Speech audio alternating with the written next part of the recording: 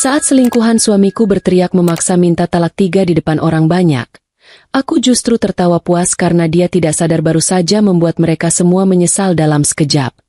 Sebelum kita mulai lebih lanjut, yuk, tekan tombol suka, serta tombol subscribe agar tidak ketinggalan kisah menarik lainnya. Dan jangan lupa absen asal kota Bapak Ibu di kolom komentar. Semoga rezeki kita semua dilancarkan, kesehatan kita diberkahi, dan keluarga kita selalu harmonis dalam lindungannya. Amin. Cermin besar di ruang tengah rumah kami sepertinya adalah benda paling jujur yang ada di bangunan megah ini, berbeda sekali dengan para penghuninya. Pagi itu, aku berdiri di depan cermin, mematut diri sebentar sebelum memulai rutinitas harianku yang jauh dari kata mewah. Wajahku polos tanpa bedak tebal, hanya pelembab biasa supaya kulit tidak kering karena seharian terkena hawa panas kompor pelebur lilin malam. Rambutku kuikat asal-asalan, yang penting tidak mengganggu mata saat aku harus menorehkan canting di atas kain mori. Beginilah penampilanku sehari-hari. Sari, si pemilik pabrik batik tulis yang konon paling disegani di kota ini, tapi kalau di rumah sendiri, penampilanku kalah jauh sama pembantu tetangga sebelah yang kalau ke pasar saja pakai lipstik merah merona. Matahari bahkan belum tinggi benar, tapi kesibukan di dapur produksi belakang rumah sudah terdengar riuh rendah. Suara tawa para ibu-ibu pembatik, denting wajan kecil tempat mencairkan malam, dan aroma khas lilin panas yang bagiku lebih harum daripada parfum mahal manapun, sudah menyambut indera penciumanku. Ini adalah duniaku, tempat di mana aku merasa berharga, tempat di mana keringatku berubah menjadi lembaran rupiah yang menghidupi puluhan keluarga, termasuk menghidupi 2 orang benalu yang masih terlelap nyaman di kamar berpenyejuk udara di rumah utama. Siapa lagi kalau bukan Mas Bimo, suamiku tercinta yang gayanya selangit, dan ibunya, Bu Broto, mertuaku yang tingkahnya ngalah-ngalahin ratu keraton. Pintu kamar utama akhirnya terbuka juga sekitar pukul 9 pagi, memuntahkan sosok Mas Bimo yang sudah rapi jali. Lihatlah dia, suamiku itu memang juara kalau soal penampilan. Kulitnya bersih terawat, mungkin lebih mulus daripada kulitku. Rambutnya ditata klimis dengan minyak rambut yang baunya bisa tercium dari jarak 5 meter, dan pakaiannya selalu licin tanpa kusut sedikit pun. Kalau orang yang tidak kenal melihat kami jalan berdua, pasti dikiranya aku ini asisten rumah tangga yang sedang mengantar majikannya jalan-jalan. Lucu memang, padahal jas yang dia pakai, jam tangan yang melingkar di pergelangan tangannya, sampai minyak wangi yang dia semprotkan itu, semuanya dibeli pakai uang hasil penjualan kain batik yang aku kerjakan sampai punggungku mau patah. Mas Bimo berjalan menuju meja makan dengan langkah tegap seolah dia baru saja memenangkan perang. Padahal musuh terbesarnya pagi ini cuma rasa kantuk karena begadang main ponsel semalaman. Dia duduk di kursi paling ujung, tempat biasa kepala keluarga duduk, lalu mulai memindai menu sarapan dengan tatapan kritikus makanan. Tidak ada ucapan selamat pagi atau sekadar tanya kabar istrinya sudah makan atau belum. Yang keluar dari mulutnya justru keluhan soal kopi yang katanya kurang panas atau nasi goreng yang bawangnya kebanyakan. Aku cuma diam saja sambil menuangkan air putih ke gelasnya. Sudah kebal rasanya telinga ini. Lagi pula, berdebat sama Mas Bimo itu ibarat ngomong sama tembok. Capek sendiri dan temboknya tetap di situ-situ saja. Belum selesai aku meladeni Mas Bimo. Satu lagi drama kehidupan muncul dari kamar sebelah. Bu Broto, ibu mertuaku yang terhormat, keluar dengan daster batik sutra yang harganya bisa buat makan satu keluarga sederhana selama sebulan. Wajahnya sudah dilapisi bedak, alisnya sudah digambar melengkung tinggi seakan siap memarahi siapa saja yang lewat, dan lehernya, ya ampun, kalung emasnya itu loh, beratnya mungkin bisa bikin leher orang biasa encok. Dia berjalan pelan, dagunya diangkat sedikit. Persis Pragawati yang sedang berjalan di panggung. Bedanya panggung ini cuma ruang makan yang sebentar lagi bakal jadi arena sidang dadakan. Bu Broto langsung duduk di samping anak kesayangannya dan mulai melancarkan serangan udara seperti biasa. Kalimat pertamanya pagi ini sungguh luar biasa. Dia bilang kalau wajah Mas Bimo terlihat sedikit kusam dan menyalahkanku karena tidak becus mengurus kebutuhan gizi suami. Padahal kalau dipikir-pikir, Mas Bimo itu makannya lebih bergizi daripada atlet nasional. Daging harus impor, buah harus segar, susu harus yang kalsium tinggi. Kalau masih kusam juga, mungkin itu bukan salah gizi, tapi salah hati yang kebanyakan bohong. Aku hanya tersenyum tipis, Senyum andalan yang kubuat seolah-olah aku setuju. Padahal dalam hati aku sedang menahan tawa membayangkan Bu Broto ini sebenarnya sadar tidak sih kalau anaknya itu cuma menang gaya doang. Sarapan berlangsung dengan iringan ceramah Bu Broto tentang betapa beruntungnya aku bisa menikah dengan Mas Bimo. Katanya, Mas Bimo itu keturunan ningrat, punya wibawa, dan pantas mendapatkan istri yang lebih berkelas daripada aku yang cuma tahu bau apek kain. Aku mendengarkan saja sambil mengunyah roti tawar yang rasanya tiba-tiba jadi hambar. Lucu sekali konsep. Beruntung, versi mertuaku ini. Apa dia lupa kalau dulu mereka datang melamar ke rumah orang tuaku dengan mobil sewaan? Atau dia lupa kalau utang judi almarhum suaminya dulu siapa yang melunasi? Tentu saja dia lupa. Atau lebih tepatnya pura-pura lupa. Orang kalau sudah nyaman hidup enak memang suka mendadak amnesia sama sejarah. Mas Bimo akhirnya angkat bicara setelah kenyang. Dia bilang hari ini ada pertemuan penting dengan penanam modal dari Jakarta untuk membahas perluasan pasar batik kita. Katanya dia butuh dana tunai 20 juta rupiah untuk menjamu tamu tersebut di restoran mewah dan sewa tempat pertemuan. Aku mengernyitkan dahi. Perluasan pasar? Sejak kapan Mas Bimo peduli sama pasar? Terakhir kali dia aku suruh mengecek stok kain di gudang saja. Dia pulang dengan alasan alergi debu dan bersin-bersin seharian kayak orang kena flu burung. Sekarang mendadak mau urus perluasan pasar dengan modal puluhan juta. Ada yang tidak beres. Insting dagangku mulai menyalakan sinyal bahaya. Aku mencoba bertanya pelan-pelan, meminta rincian siapa tamunya dan di mana pertemuannya. Tapi belum sempat kalimatku selesai, Mas Bimo sudah memotong dengan nada tinggi. Seolah aku ini bawahan yang lancang menanyakan kebijakan direktur. Dia bilang aku ini terlalu curigaan, tidak percaya sama suami, dan picik. Bu Broto tentu saja langsung menyambar, membela anaknya mati-matian. Katanya wajar suami butuh modal, namanya juga pemimpin perusahaan. Masa mau ketemu orang penting cuma modal air putih? Padahal yang dia sebut pemimpin perusahaan itu, tanda tangan cek saja masih harus tanya aku dulu. Akhirnya, karena malas memperpanjang keributan pagi-pagi yang bisa bikin suasana hati para pembatik di belakang ikut rusak, aku berikan saja kartu debit perusahaan yang saldonya sudah aku batasi. Aku bilang ke dia kalau uang tunai sedang tidak ada di brankas rumah. Jadi pakai kartu saja supaya tercatat di pembukuan. Wajah Mas Bimo terlihat sedikit kecewa. Mungkin dia berharap dapat uang tunai gepokan yang bisa dia selipkan sebagian ke kantong pribadinya tanpa jejak. Tapi dia tidak bisa menolak. Gengsinya terlalu tinggi untuk mengakui kalau dia butuh uang tunai buat pegangan.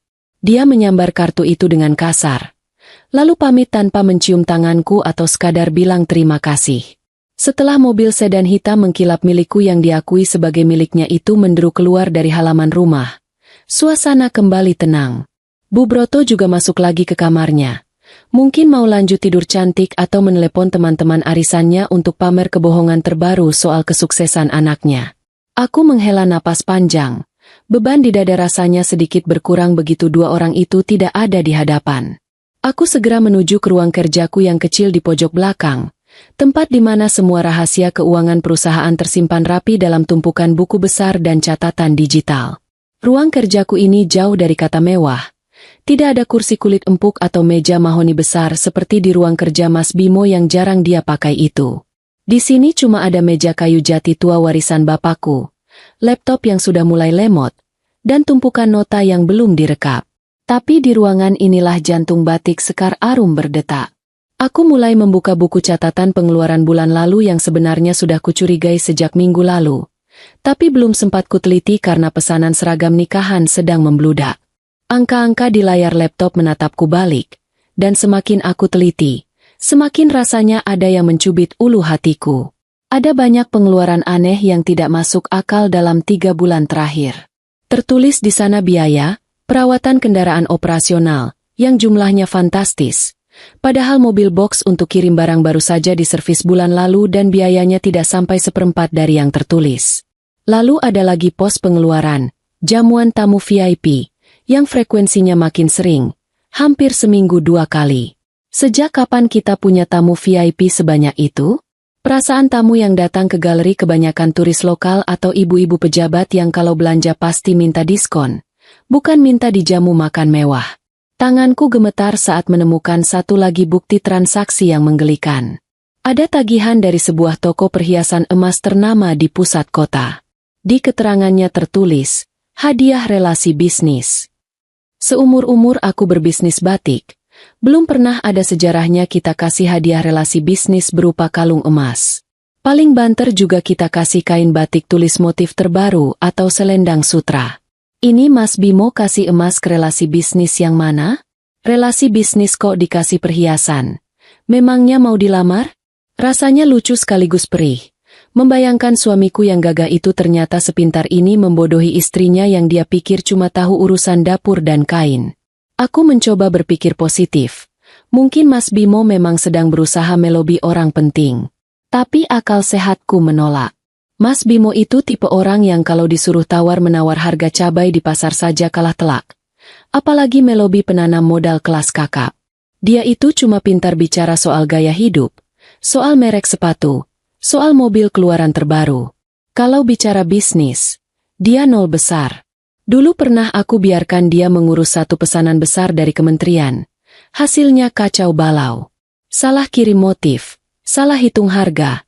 Sampai aku harus turun tangan minta maaf dan ganti rugi. Sejak saat itu, aku tidak pernah lagi kasih dia tanggung jawab besar. Cukup jadi wajah perusahaan saja biar dia senang. Kejanggalan ini bukan cuma soal uang. Sikap Mas Bimo belakangan ini juga berubah drastis. Dulu, semalas-malasnya dia, kalau pulang ke rumah pasti masih sempat duduk di ruang tengah nonton televisi. Sekarang, dia sering pulang larut malam dengan alasan lembur di kantor pemasaran yang sebenarnya cuma ruko kosong tempat kita simpan stok kain. Baunya juga beda. Kalau dulu dia bau rokok dan kopi, belakangan ini kalau pulang dia bau wangi yang aneh. Bukan wangi parfum maskulin yang biasa dia pakai, tapi ada campuran aroma manis yang menyengat, seperti aroma bunga melati dicampur vanila. Baunya persis seperti bau toko kosmetik murah di pinggir jalan. Pernah suatu malam, aku iseng tanya soal bau itu. Jawabannya, dia bilang itu bau pengharum ruangan baru di mobil. Masuk akal sih, kalau dipikir pakai lutut. Mana ada pengharum mobil baunya kayak bedak perempuan? Tapi waktu itu aku diam saja. Malas ribut malam-malam karena besoknya aku harus bangun subuh buat mengecek kiriman bahan baku dari Pekalongan. Aku cuma mengangguk-angguk saja kayak boneka dashboard mobil. Membiarkan dia merasa menang dengan kebohongannya yang sebetulnya transparan sekali. Hari ini, tekadku sudah bulat. Aku tidak bisa lagi membiarkan kebocoran halus ini menenggelamkan kapal yang sudah susah payah ku bangun. Bapakku mewariskan usaha ini bukan untuk dihabiskan oleh menantu yang tidak tahu diuntung. Aku mengambil ponselku, benda kotak pintar yang jarang ku sentuh kecuali untuk urusan pesanan. Aku mencari nomor kontak Pak Slamet. Orang kepercayaan bapakku dulu yang sekarang masih setia membantuku mengurus distribusi pasar.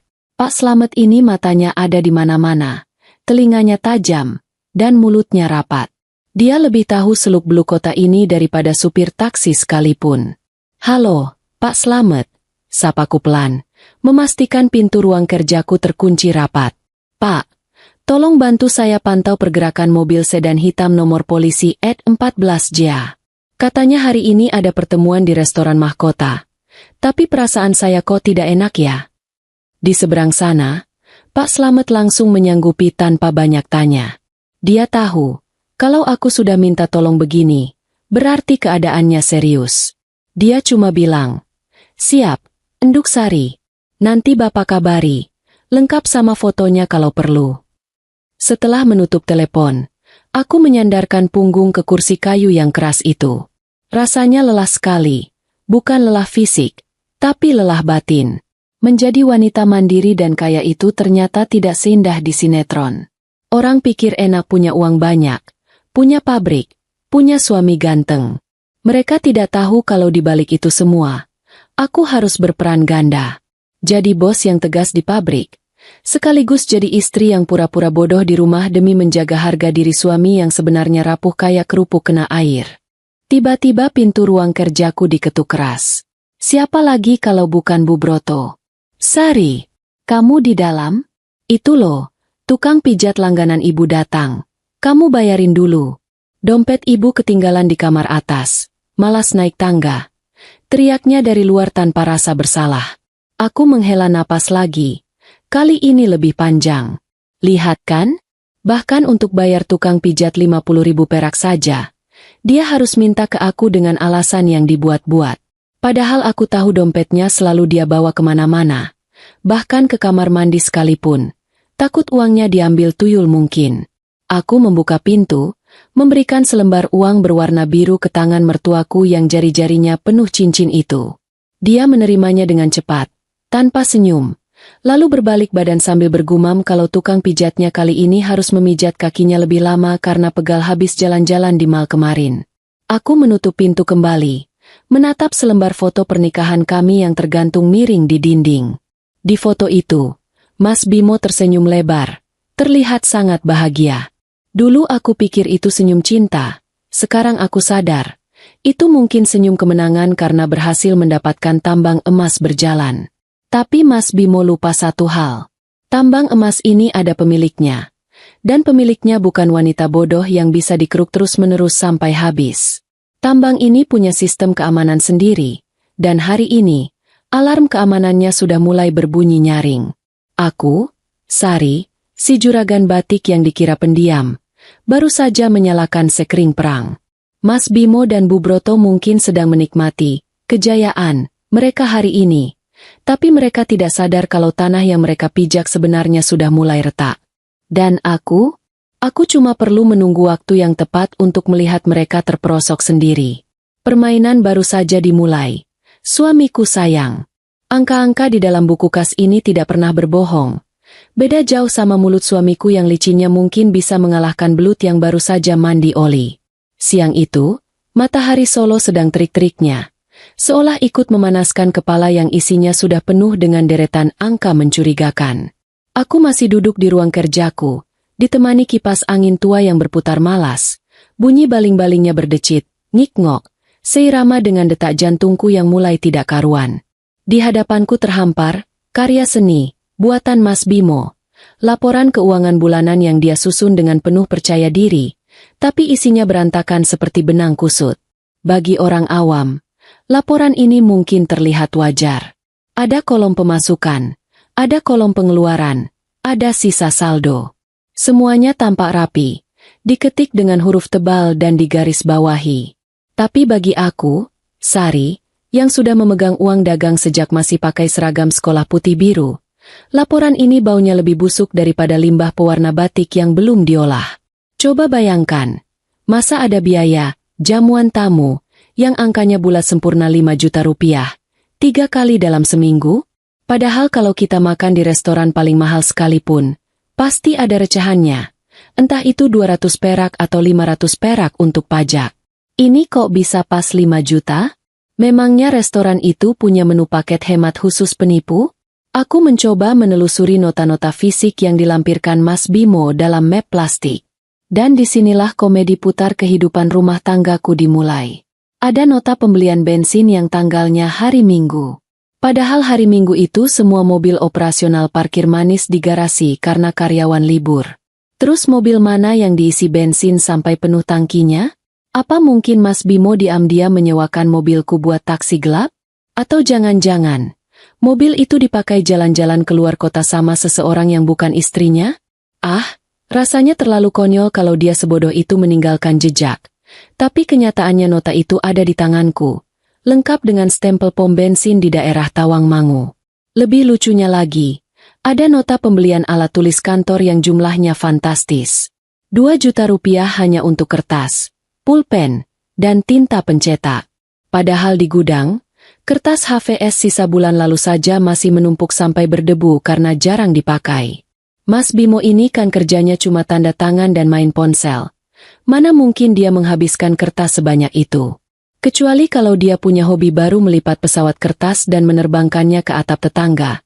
Atau mungkin dia makan kertas itu sebagai camilan sore. 2 juta rupiah itu kalau dibelikan kerupuk, bisa buat merendam satu kampung dalam lautan kerupuk. Lamunanku buyar saat ponselku bergetar di atas meja. Nama, Pak Slamet, muncul di layar. Jantungku yang tadinya berdetak karena marah, sekarang berdetak karena was-was. Pak Slamet ini orang tua yang bicaranya irit. Kalau dia menelepon, berarti ada hal penting yang tidak bisa ditunda. Aku mengangkat telepon dengan tangan yang sedikit berkeringat. Padahal kipas angin sudah kuputar ke kecepatan maksimal. Halo, Enduk Sari. Suara serak Pak Slamet terdengar di ujung sana. Latar belakang suaranya bising seperti suara jalan raya. Bapak sekarang ada di depan toko Mas Semar. Yang di jalan utama itu loh. Mobil hitam suamimu parkir di sini. Dugaanku ternyata meleset. Aku kira Mas Bimo sedang makan siang mewah. Ternyata dia sedang berinvestasi. Tapi tunggu dulu. Investasi emas batangan untuk tabungan masa depan. Atau investasi perhiasan untuk masa depan orang lain? Mas Bimo sendirian, Pak? Tanyaku, berusaha menjaga suaraku tetap datar, meski rasanya ingin berteriak. Tidak, Enduk, ada perempuan muda. Rambutnya panjang, ikal, dicat warna pirang jagung. Pakainya baju merah menyala, kayak lampion pas Imlek. Mereka masuk ke dalam, mesra sekali, gandengan tangan terus. Tadi Bapak sempat lihat si perempuan menunjuk-nunjuk kalung model rantai besar di etalase. Mendengar laporan pandangan mata Pak Slamet, dadaku rasanya seperti dihantam palu godam. Rambut pirang jagung, baju merah menyala. Selera Mas Bimo ternyata rendah sekali. Dulu dia bilang suka wanita yang anggun dan sederhana seperti aku. Sekarang malah kepincut sama wanita yang dandanannya seperti rambu lalu lintas. Tapi anehnya, tidak ada air mata yang jatuh. Mungkin karena air mataku sudah habis menguap saking panasnya hati ini. Atau mungkin karena aku sadar, menangis tidak akan mengembalikan uangku yang dipakai beli kalung rantai kapal itu. Bapak foto ya, Enduk. Buat bukti. Habis ini mereka kelihatannya mau geser ke toko tas di sebelahnya. Lanjut Pak Slamet, terdengar semangat sekali. Sepertinya dia menikmati peran barunya sebagai intelijen partikelir. Iya, Pak. Hati-hati jangan sampai ketahuan. Tolong ikuti terus sampai mereka pulang, tapi jaga jarak. Pesanku sebelum menutup telepon. Aku kembali menatap layar laptop. Sekarang semuanya jadi masuk akal. Uang tunai 5 juta yang bulat sempurna itu, nota bensin di hari libur, uang alat tulis yang tidak masuk akal, semuanya bermuara ke satu tujuan, wanita pirang jagung. Jadi, selama ini aku banting tulang mengurus pabrik, menghirup bau malam panas, menghadapi komplain pelanggan, hanya untuk membiayai Mas Bimo bermain rumah-rumahan dengan boneka barunya. Rasanya ingin tertawa. Menertawakan nasibku yang sepertinya sedang dijadikan bahan lelucon oleh Tuhan. Tapi Sari bukan wanita yang akan diam saja meratapi nasib di pojok kamar sambil mendengarkan lagu sedih. Kalau Mas Bimo pikir dia bisa mempermainkan aku, dia salah besar. Dia lupa kalau aku ini pedagang. Pedagang itu paling pantang rugi. Kalau ada barang cacat, pilihannya cuma 2, diperbaiki kalau masih bisa, atau dibuang ke tempat sampah kalau sudah tidak layak jual. Dan sepertinya, Mas Bimo masuk kategori kedua. Sore harinya, Mas Bimo pulang dengan wajah berseri-seri. Senyumnya lebar sekali. Mungkin karena habis dapat servis, memuaskan dari si pirang jagung, atau karena dompetnya terasa ringan setelah menguras isinya. Dia masuk rumah sambil bersiul-siul kecil, membawa bungkusan martabak manis di tangan kanannya. Tumben sekali dia bawa oleh-oleh. Biasanya boro-boro bawa makanan. Bawa badan pulang utuh saja sudah syukur. Ini pasti sogokan. Taktik klasik suami yang habis berbuat salah. Bawakan makanan manis biar istri lupa bertanya macam-macam. Dek, ini Mas belikan martabak keju kesukaanmu. Tadi lewat, antriannya panjang banget loh. Tapi Mas bela-belain antre demi istri tercinta. Katanya sambil meletakkan bungkusan itu di meja makan. Aku menatap bungkusan itu. Lalu menatap wajahnya. Wah, terima kasih ya, Mas. Tumben antre martabak. Bukannya Mas tadi ada pertemuan penting? Katanya sampai sore. Tanyaku dengan nada polos yang dibuat-buat. Sambil pura-pura sibuk melipat serbet makan. Wajahnya sedikit berubah. Ada kedutan kecil di sudut matanya. Oh, iya. Pertemuannya selesai lebih cepat. Lancar jaya. Dek. Investor dari Jakarta itu setuju banget sama rencana kita. Malah dia puji presentasi Mas. Katanya visi Mas Bimo ini jauh ke depan. Luar biasa. Visi jauh ke depan. Saking jauhnya sampai nyasar ke toko emas. Aku mengangguk-angguk kagum. Hebat ya suamiku. Terus, tadi investornya laki-laki atau perempuan, Mas? Siapa tahu kalau perempuan. Bisa aku ajak ngobrol soal motif batik. Mas Bimo tersedak ludahnya sendiri. Dia batuk-batuk kecil. Wajahnya merah padam sejenak. Laki-laki kok. Bapak-bapak tua. Galak. Tapi baik hati. Namanya Pak Handoko. Iya, Pak Handoko. Nama Pak Handoko ini pasti baru saja dia karang 2 detik yang lalu. Kasihan sekali Pak Handoko fiktif ini. Sudah tua, galak, jadi tameng kebohongan pula. Oh, bapak-bapak, syukurlah. Soalnya tadi Pak Slamet bilang sempat lihat mobil kita parkir di depan toko emas. Aku kira Mas lagi belikan aku hadiah. Ternyata Pak Slamet yang salah lihat kali ya. Mungkin mobilnya mirip. Kalimat itu meluncur mulus dari bibirku. Lembut tapi mematikan. Reaksi Mas Bimo sungguh patut diabadikan. Matanya melotot sebentar. Tangannya yang mau mengambil gelas air terhenti di udara. Pucat pasinya mulai terlihat. Kontras sekali dengan wajahnya yang tadi cerah ceria. Dia meneguk air putih dengan rakus. Seolah tenggorokannya mendadak jadi gurun pasir. Ah, iya. Salah lihat itu pasti. Mobil kayak punya kita kan pasaran. Banyak yang punya. Tadi Mas seharian di gedung pertemuan kok, tidak kemana-mana. Elaknya, tapi suaranya bergetar, tidak setegas tadi pagi saat minta uang. Aku tersenyum manis. Senyum yang tidak mencapai mata. Iya, Mas. Aku percaya kok. Mas Bimo kan suami paling jujur sedunia. Mana mungkin main belakang. Apalagi sampai belikan perhiasan buat perempuan lain pakai uang istri. Itu kan namanya suami tidak tahu malu. Ya kan, Mas? Mas Bimo hanya bisa nyengir kuda. Keringat dingin sebesar biji jagung mulai muncul di dahinya padahal AC ruang makan dinginnya bukan main. Dia buru-buru pamit mau mandi. Alasannya gerah dan lengket. Padahal aku tahu, yang lengket itu bukan badannya. Tapi kebohongannya yang mulai menempel kemana-mana dan susah dibersihkan. Setelah dia pergi, aku membuka bungkusan martabak itu. Baunya harum, tapi seleraku sudah hilang. Aku memanggil Mbok Nah, asisten rumah tangga kami yang setia.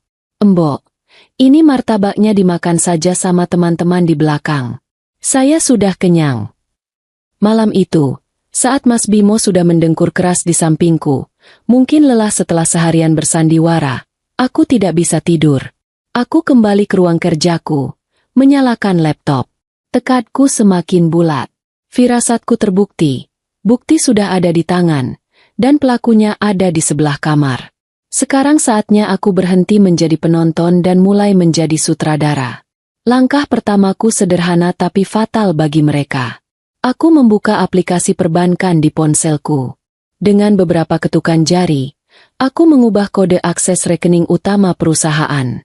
Mulai besok pagi, kartu sakti yang dipegang Mas Bimo akan berubah menjadi sekadar potongan plastik tidak berguna. Tidak akan ada lagi penarikan tunai misterius. Tidak ada lagi gesekan di mesin pembayaran toko emas atau butik tas. Keran uangnya resmi aku tutup rapat-rapat. Aku juga mengirim pesan singkat ke notaris kenalan Bapak. Pak, besok pagi saya mau konsultasi soal balik nama beberapa aset dan pemisahan harta. Tolong disiapkan waktunya. Rasanya lega sekali. Jantungku berdebar kencang. Bukan karena takut, tapi karena adrenalin. Aku merasa seperti pahlawan super yang baru saja menemukan kekuatan tersembunyinya. Selama ini aku diam karena aku menghargai pernikahan ini, tapi kalau harga diri dan jerih payahku diinjak-injak, maka jangan salahkan kalau juragan batik yang asli bangun dari tidurnya. Besok akan menjadi hari yang menarik. Aku tidak sabar melihat wajah Mas Bimo saat dia mencoba membayar makan siangnya dengan kartu yang sudah mati. Atau saat si pirang jagung itu merengek minta dibelikan sepatu baru dan Mas Bimo cuma bisa garuk-garuk kepala yang tidak gatal. Biarlah mereka menikmati sisa-sisa kebahagiaan semu malam ini, karena besok, dunia mereka akan jungkir balik.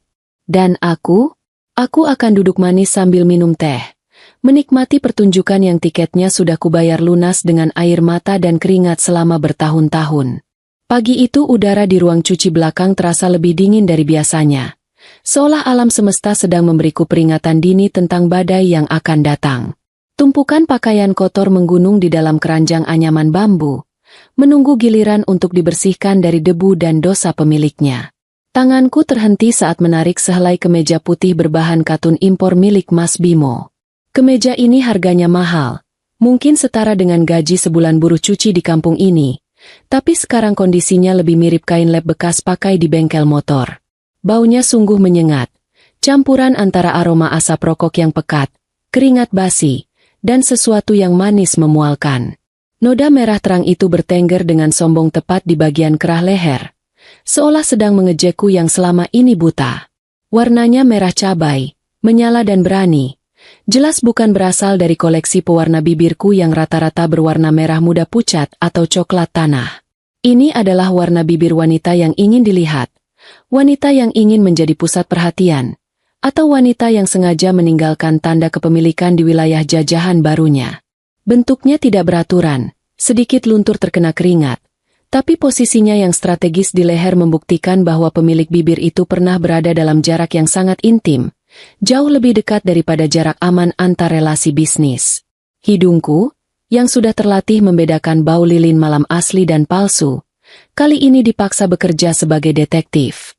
Aku mendekatkan kemeja itu ke wajah, meski perutku sedikit mual menahannya. Aroma itu tercium lagi, lebih kuat daripada kemarin.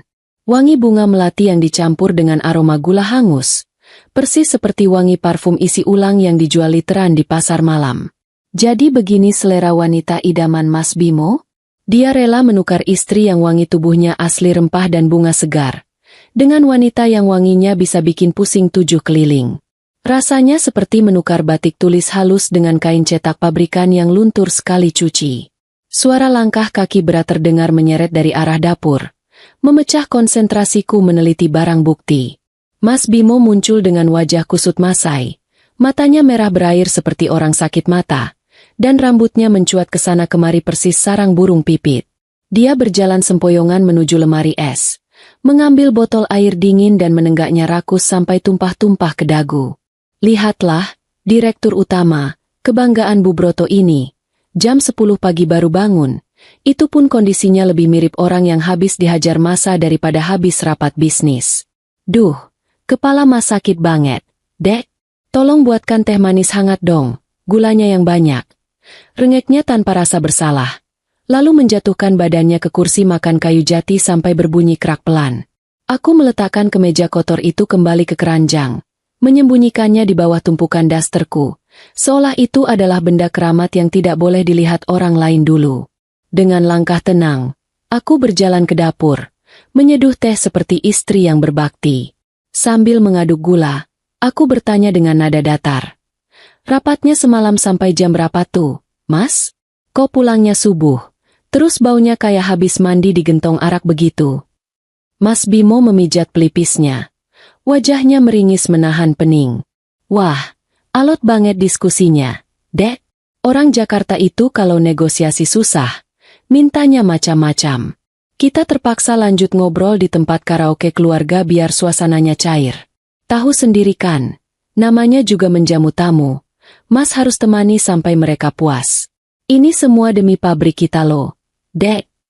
Alasan klasik yang sudah basi. Karaoke keluarga katanya?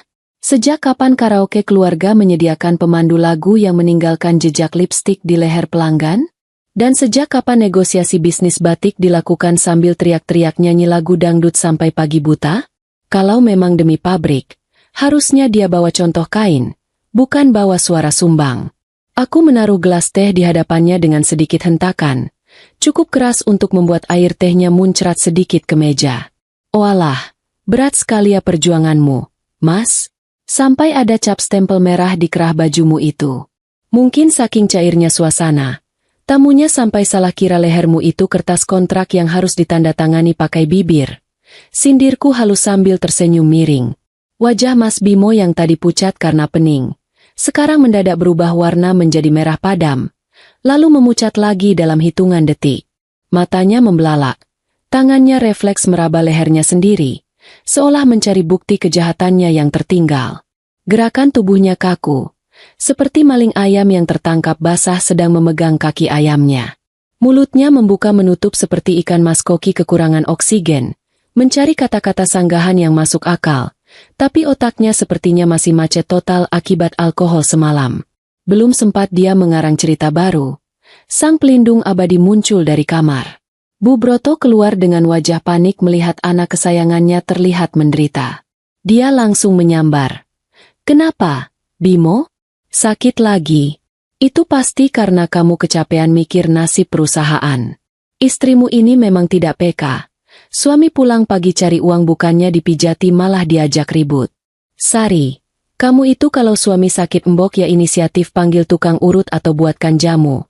Jangan cuma bisa nyindir. Luar biasa memang mertuaku ini. Matanya mungkin perlu diperiksakan ke dokter spesialis. Atau mungkin hatinya yang perlu diperbaiki. Jelas-jelas anaknya bau alkohol dan parfum perempuan. Masih saja dibilang kecapean mikir perusahaan. Perusahaan mana yang dipikirkan?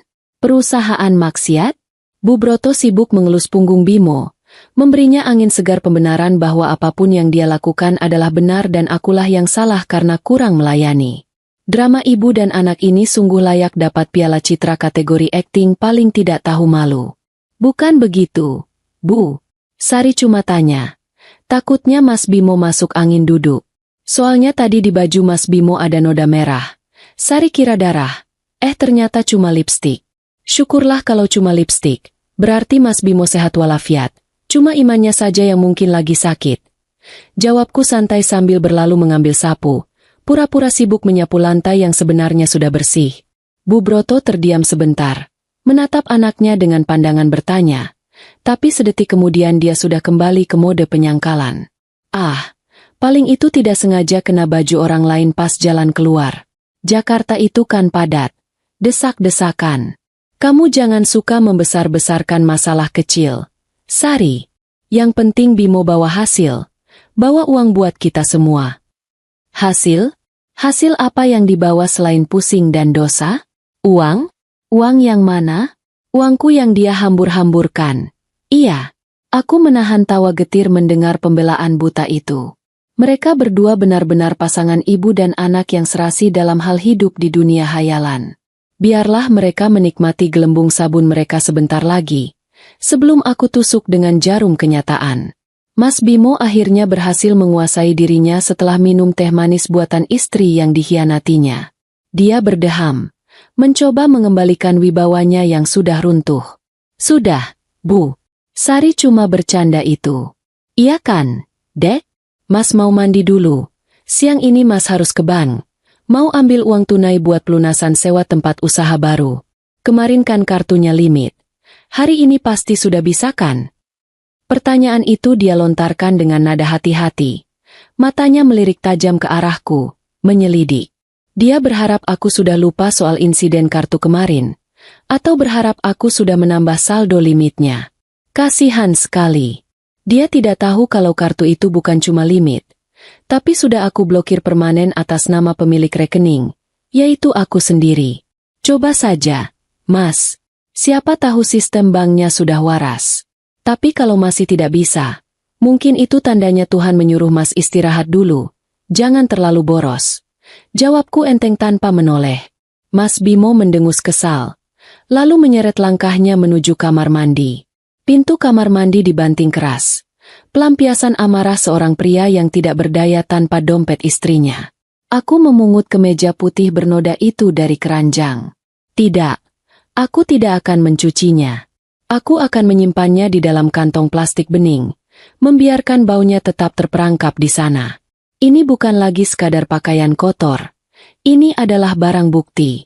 Suatu saat nanti, kemeja ini akan menjadi saksi bisu di pengadilan agama, atau minimal menjadi kenang-kenangan pahit untuk mengingatkan diriku sendiri betapa bodohnya aku pernah mempercayai buaya darat berbaju sutra.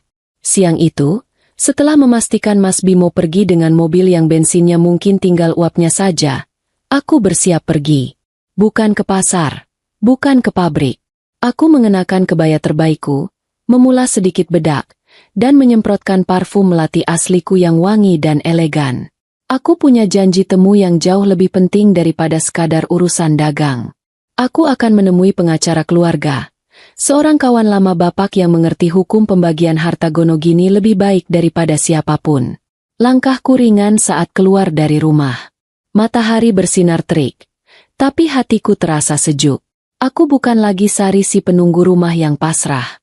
Aku adalah Sari, pemilik batik Sekar Arum, dan aku baru saja memulai langkah skakmat untuk menumbangkan raja dan ratu palsu di papan catur kehidupanku. Tunggu saja tanggal mainnya, Mas. Lipstik merah di kerahmu itu akan menjadi warna bendera perang yang kau kibarkan sendiri.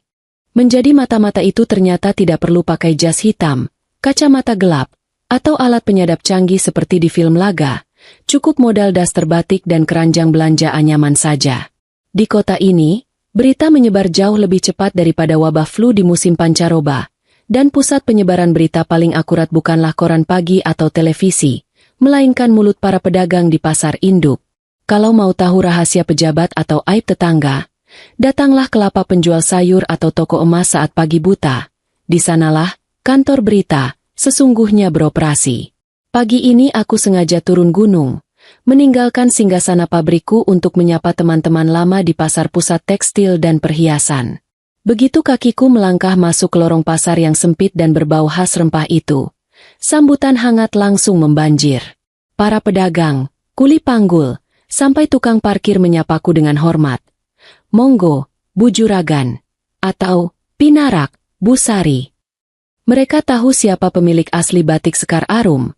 Mereka tahu siapa yang dulu merintis usaha dari jualan kain perca di emperan toko sampai jadi juragan besar. Beda jauh sama Mas Bimo yang kalau ke pasar cuma mau pamer mobil dan tutup hidung karena jijik bau amis. Tujuanku hari ini spesifik. Toko emas, sumber rejeki, milik Bu Darmi. Bu Darmi ini adalah sahabat mendiang ibuku, sekaligus ketua adat, gosip di pasar ini. Matanya setajam elang. Ingatannya sekuat gajah. Kalau ada orang beli cincin kawin sampai orang jual kalung karena kalah judi, Bu Darmi pasti tahu detailnya sampai ke gram-gramnya. Begitu melihatku datang, wajah bulat Bu Darmi langsung sumringah. Tapi ada kilatan rasa kasihan yang berusaha dia sembunyikan di balik senyum lebarnya. Oalah, Enduk Sari, tumben main ke sini. Mau tambah koleksi atau mau tukar tambah? Sapa Bu Darmi sambil mempersilakan aku duduk di kursi plastik belakang etalase kaca yang penuh kilauan emas.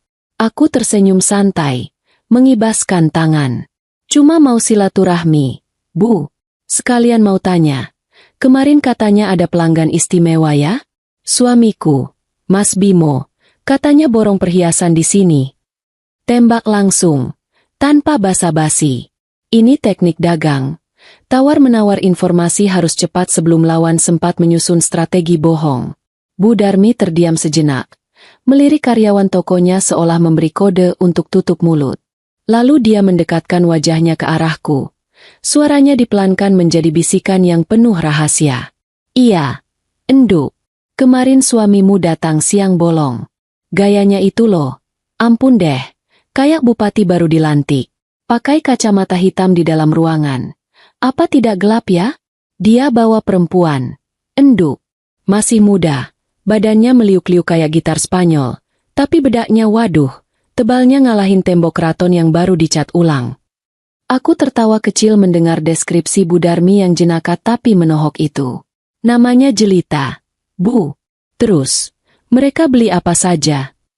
Bukan beli apa saja, tapi borong apa saja.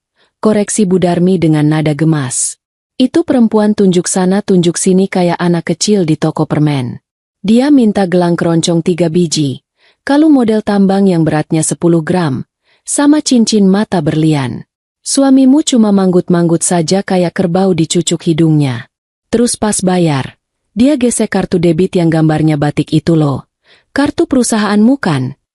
Darahku mendidih, tapi wajahku tetap kutata sedemikian rupa agar terlihat tenang. Kartu perusahaan. Jadi, keuntungan penjualan bulan lalu yang harusnya kupakai buat beli bahan sutra impor, malah melingkar di leher dan tangan wanita bernama Jelita itu. Pantas saja Mas Bimo kemarin pulang dengan wajah berseri-seri, Ternyata dia baru saja menobatkan dirinya sebagai Raja Sawer di depan selingkuhannya. Yang bikin ibu gemas itu loh, enduk. Lanjut Bu Darmi, makin semangat karena melihat aku tidak marah meledak-ledak. Si perempuan itu ngomongnya kencang sekali. Dia bilang, Mas Bimo ini memang suami idaman. Uangnya tidak ada seri, beda sama istrinya di rumah yang pelit. Para pedagang lain sampai pada nengok semua. Mereka kira perempuan itu istri mudanya Bimo yang sah. Soalnya Bimo tidak membantah sama sekali. Malah dia senyum-senyum bangga dibilang kaya raya. Padahal satu pasar juga tahu, Bimo itu kalau beli rokok saja masih sering ngutang di warung pojok. Ini adalah bagian yang paling menyakitkan sekaligus menggelikan. Mas Bimo membangun citra diri sebagai pengusaha sukses di atas penderitaanku. Dia menikmati pujian sebagai orang kaya. Padahal dompetnya kosong melompong kalau tidak aku isi. Dan jelita. Wanita itu jelas-jelas tipe benalu yang cuma menempel pada pohon yang subur. Dia tidak cinta Mas Bimo. Dia cinta pada ilusi yang Mas Bimo ciptakan. Coba saja kalau Mas Bimo datang naik motor butut dan pakai kaos oblong bolong. Apa jelita masih mau meliuk-liuk manja begitu? Aku ragu. Terima kasih infonya, Bu Darmi. Berarti benar dugaan saya. Kataku sambil menepuk punggung tangan wanita parubaya itu. Ibu simpan saja nota salinannya kalau ada. Siapa tahu nanti saya butuh buat kenang-kenangan. Bu Darmi mengangguk paham. Dia tahu, kenang-kenangan. Yang kumaksud bukan untuk dipajang di dinding, tapi untuk dijadikan peluru di medan perang. Sebelum aku pamit, Bu Darmi menyelipkan satu informasi terakhir yang membuatku ingin tertawa terbahak-bahak. Satu lagi, enduk. Kemarin pas bayar, mesin geseknya sempat gangguan sinyal. Itu suamimu keringat dinginnya langsung mengucur deras sampai membasahi meja kaca. Dia panik takut kartunya ditolak. Gayanya selangit. Tapi nyalinya ciut kalau urusan bayar-membayar. Lucu tenan. Keluar dari pasar. Matahari sudah semakin tinggi. Panasnya menyengat kulit. Tapi aku tidak peduli. Informasi yang kudapat hari ini lebih berharga daripada emas yang dibeli jelita. Sekarang aku tahu siapa lawanku. Jelita bukan wanita bodoh. Dia wanita serakah. Dan Mas Bimo bukan pria jahat yang cerdas. Dia cuma pria bodoh yang kesepian dan gila hormat. Kombinasi yang sempurna untuk dihancurkan. Aku memutuskan untuk tidak langsung pulang. Aku menyuruh Pak Min, sopir pribadiku yang setia dan tutup mulut, untuk mengantar aku melewati sebuah salon kecantikan di jalan protokol. Menurut info dari jaringan pedagang kosmetik di pasar tadi, jelita sering menghabiskan waktu di sana untuk merawat diri, tentu saja pakai uang Mas Bimo. Dan benar saja, di depan salon kaca yang mewah itu, terparkir mobil operasional pabrikku. Mobil yang harusnya dipakai mengantar pesanan kain keluar kota, malah dipakai mengantar Tuan Putri, luluran. Dari balik kaca jendela mobilku yang gelap, aku melihat Mas Bimo keluar dari salon itu sambil menggandeng jelita. Penampilan jelita memang mencolok, gaun merah ketat, rambut pirang yang berkilauan ditimpa matahari, dan perhiasan emas yang bergemerincing setiap kali dia bergerak. Mereka tertawa lepas, terlihat sangat bahagia, seolah dunia ini milik berdua dan aku cuma remah-remah rengginang yang tidak penting. Hatiku nyeri? Tentu saja. Wanita mana yang tidak sakit melihat suaminya memuja wanita lain? Tapi rasa sakit itu sekarang kalah oleh rasa jijik. Jijik melihat tingkah Mas Bimo yang seperti badut, berusaha tampil keren padahal aslinya kosong. Jijik melihat Bu Broto di rumah yang selalu membanggakan anaknya, padahal anaknya sedang sibuk menghamburkan warisan menantu. Pak Min, kita pulang. Perintahku datar. Baik, Bu. Tidak mau mampir labrak dulu? Tanya Pak Min polos. Tangannya sudah gatal ingin membunyikan klakson. Jangan. Jangan ganggu orang yang sedang menggali kuburannya sendiri. Pak, nanti mereka capek. Kita tinggal dorong sedikit saja. Jawabku sambil tersenyum miring. Di perjalanan pulang, aku menyusun rencana baru. Bukti sudah cukup. Saksi sudah banyak. Sekarang saatnya mengamankan apa yang menjadi hakku. Aku teringat sertifikat rumah dan tanah pabrik yang masih tersimpan di brankas kamar. Meskipun semuanya atas namaku, aku harus memindahkannya ke tempat yang lebih aman, jauh dari jangkauan tangan panjang Mas Bimo dan Bu Broto. Mereka mungkin bisa mencuri uang receh dari dompetku, tapi aku tidak akan membiarkan mereka menyentuh aset utamaku. Sesampainya di rumah, aku melihat Bu Broto sedang duduk santai di teras sambil kipas-kipas pakai kipas cendana. Wajahnya angkuh seperti biasa. "Dari mana saja kamu, Sari?" Keluyuran terus. "Suami mau pulang makan siang kok meja masih kosong." Omelnya begitu aku turun dari mobil. Aku menatap mertuaku itu dengan tatapan baru. Tatapan kasihan. Dia tidak tahu kalau anak kebanggaannya sebentar lagi akan menjadi gelandangan. Dia tidak tahu kalau perhiasan yang dia pamerkan ke tetangga itu sebentar lagi akan jadi satu-satunya harta yang dia punya untuk menyambung hidup. "Dari pasar, Bu. Cari inspirasi motif baru." Jawabku singkat sambil melenggang masuk. "Motifnya bagus, Bu." "Motif musuh dalam selimut. Cocok kayaknya kalau dibuat seragam keluarga." Bu Broto melongo, tidak paham dengan sindiranku. Aku tersenyum puas. "Nikmatilah hari-harimu, Ibu mertua. Karena sebentar lagi, kipas cendana itu mungkin harus Ibu jual buat beli nasi bungkus." Perang dingin ini semakin memanas, dan aku baru saja menambahkan kayu bakar ke dalam tungkunya. Mengamankan harta benda dari suami sendiri itu rasanya aneh, seperti menjadi maling di rumah sendiri, padahal yang diamankan adalah hasil keringat dan warisan orang tua sendiri. Siang itu, panas matahari kota Solo seakan membakar aspal, tapi aku merasa dingin. Bukan karena penyejuk udara mobil, tapi karena hatiku yang sudah membeku. Mobilku melaju pelan membelah kemacetan Jalan Slamet Riyadi, menuju sebuah kantor notaris tua yang terjepit di antara toko roti modern dan bank swasta. Kantor notaris Pak Harun, sahabat mendiang bapak yang sudah kuanggap seperti paman sendiri. Gedung tua itu baunya khas, campuran bau kertas lama, debu, dan aroma tembakau kelembak menyan yang sering dihisap Pak Harun. Begitu aku masuk, suasana tenang langsung menyergap, kontras sekali dengan kepalaku yang ribut. Pak Harun menyambutku dengan senyum bijaknya. Kacamata bacanya melorot sedikit di hidung. Dia tidak banyak bertanya kenapa aku datang mendadak dengan membawa map tebal. Sepertinya dia sudah mencium gelagat tidak beres sejak lama. Orang tua memang punya radar batin yang lebih canggih daripada teknologi masa kini. "Enduk Sari, tumben wajahmu ditekuk begitu. Ada masalah apa sama si Bimo? Dia mau jual pabrik lagi?" Tanya Pak Harun santai sambil menuangkan teh tubruk ke cangkir loreng. Pertanyaan itu menohok tapi tepat sasaran. Aku meletakkan map berisi sertifikat tanah pabrik, sertifikat rumah induk, dan surat-surat kendaraan di atas mejanya. "Belum, Pak." Tapi firasat Sari bilang, sebentar lagi dia bakal nekat. Sari mau minta tolong. "Pak, pastikan semua aset ini terkunci rapat atas nama Sari. Jangan sampai ada celah sedikit pun buat Bimo atau siapapun untuk menggadaikan. Apalagi menjual tanpa tanda tangan basah Sari di depan mata Bapak." Pak Harun mengangguk-angguk. Jarinya mengetuk-ngetuk meja. Dia memeriksa berkas-berkas itu dengan teliti. "Tenang saja, Enduk. Secara hukum, ini semua harta bawaan dan harta yang kamu peroleh dari usahamu sendiri. Bimo itu posisinya cuma suami, bukan pemilik modal. Kalau dia macam-macam, dia bisa kita pidanakan. Tapi langkahmu ini sudah benar. Sedia payung sebelum hujan, sedia kunci ganda sebelum maling masuk." Mendengar ucapan Pak Harun, bahuku yang tegang perlahan rileks. Rasanya seperti ada beban 1 ton yang diangkat. Setidaknya, benteng pertahananku yang paling vital sudah aman.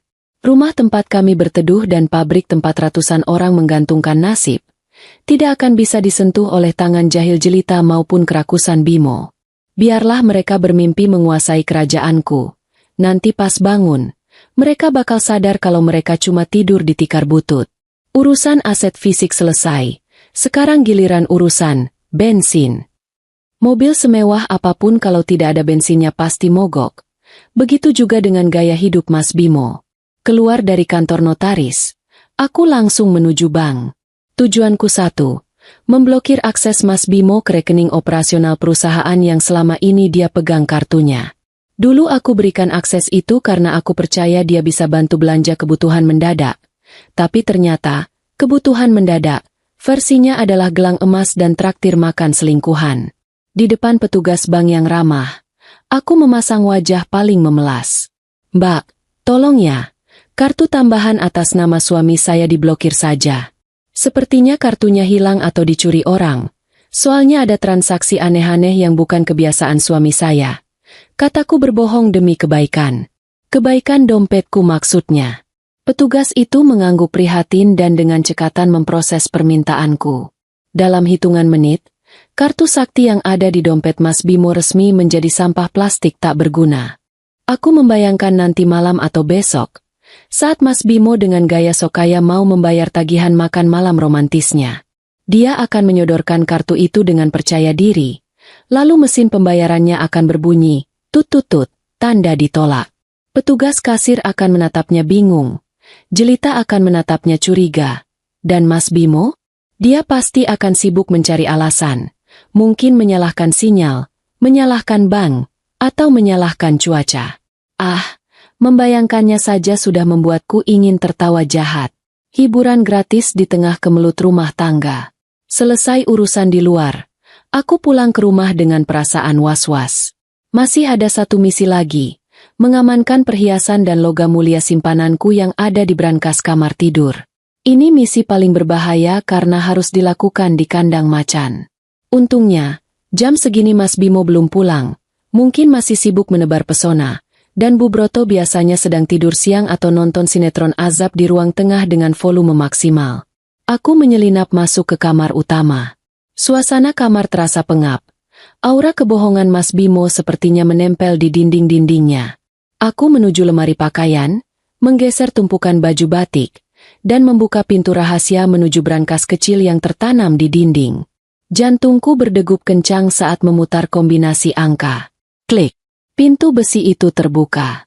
Di dalamnya, berjejer rapi kotak-kotak perhiasan warisan ibu dan beberapa batang emas murni tabunganku. Ini adalah dana daruratku. Dana untuk masa depan anak-anakku kelak kalau aku punya, atau dana pensiunku. Aku tidak rela 1 gram pun jatuh ke tangan wanita berambut pirang jagung itu. Dengan cepat, aku memindahkan semuanya ke dalam tas belanja kain yang kusam, supaya tidak mencolok. Brankas itu kini kosong. Hanya kusisakan 1 kotak berisi cincin kawin kami yang sudah lama tidak dipakai Mas Bimo, dan selembar kertas tagihan listrik yang belum dibayar. Biar kalau dia nekat membobol, dia tahu kalau dia juga punya kewajiban, bukan cuma hak. Saat aku keluar kamar sambil menenteng tas belanjaan itu, aku berpapasan dengan Bu Broto di ruang tengah. Dia sedang duduk santai sambil makan keripik singkong. Matanya tidak lepas dari layar televisi yang menayangkan adegan istri yang disiksa mertua. Ironis sekali. Mau kemana lagi kamu, Sari? Bawa-bawa tas belanjaan begitu? Jangan bilang kamu mau kasih baju bekas ke orang miskin lagi. Ingat, kita ini keluarga terpandang. Jangan bikin malu dengan bawa bungkusan jelek begitu. Tegur Bu Broto tanpa menoleh. Mulutnya penuh remah keripik. Aku tersenyum simpul. Dia tidak tahu kalau isi tas bungkusan jelek ini nilainya bisa buat beli harga dirinya. Oh, ini cuma kain perca sisa jahitan, Bu. Mau Sari bawa ke panti asuhan, buat bikin kerajinan tangan. Sayang kalau dibuang, Pamali. Jawabku tenang. Ya sudah sana. Sekalian belikan ibu martabak telur yang spesial ya pulangnya. Jangan yang biasa. Dagingnya harus banyak. Perintahnya seenaknya. Iya, Bu. Nanti Sari belikan. Jawabku patuh. Dalam hati aku menambahkan, nikmatilah martabak itu, Bu, karena mungkin itu martabak terakhir yang bisa ibu minta dengan nada memerintah seperti itu. Aku melangkah keluar rumah dengan perasaan menang. Seluruh aset vital sudah aman. Uang sudah dikunci. Sertifikat sudah di tangan notaris. Emas sudah di tas. Sekarang, Mas Bimo dan Bu Broto hanyalah penumpang gelap di kapal yang nahkodanya sudah siap menendang mereka ke laut. Mereka masih merasa aman di dalam kamar ber-AC dan di depan televisi, tidak menyadari kalau tiket mereka sudah hangus. Sore itu, aku menitipkan tas berisi emas itu ke kotak penyimpanan aman di bank. Saat aku keluar dari bank, langit Solo mulai berwarna jingga. Indah sekali.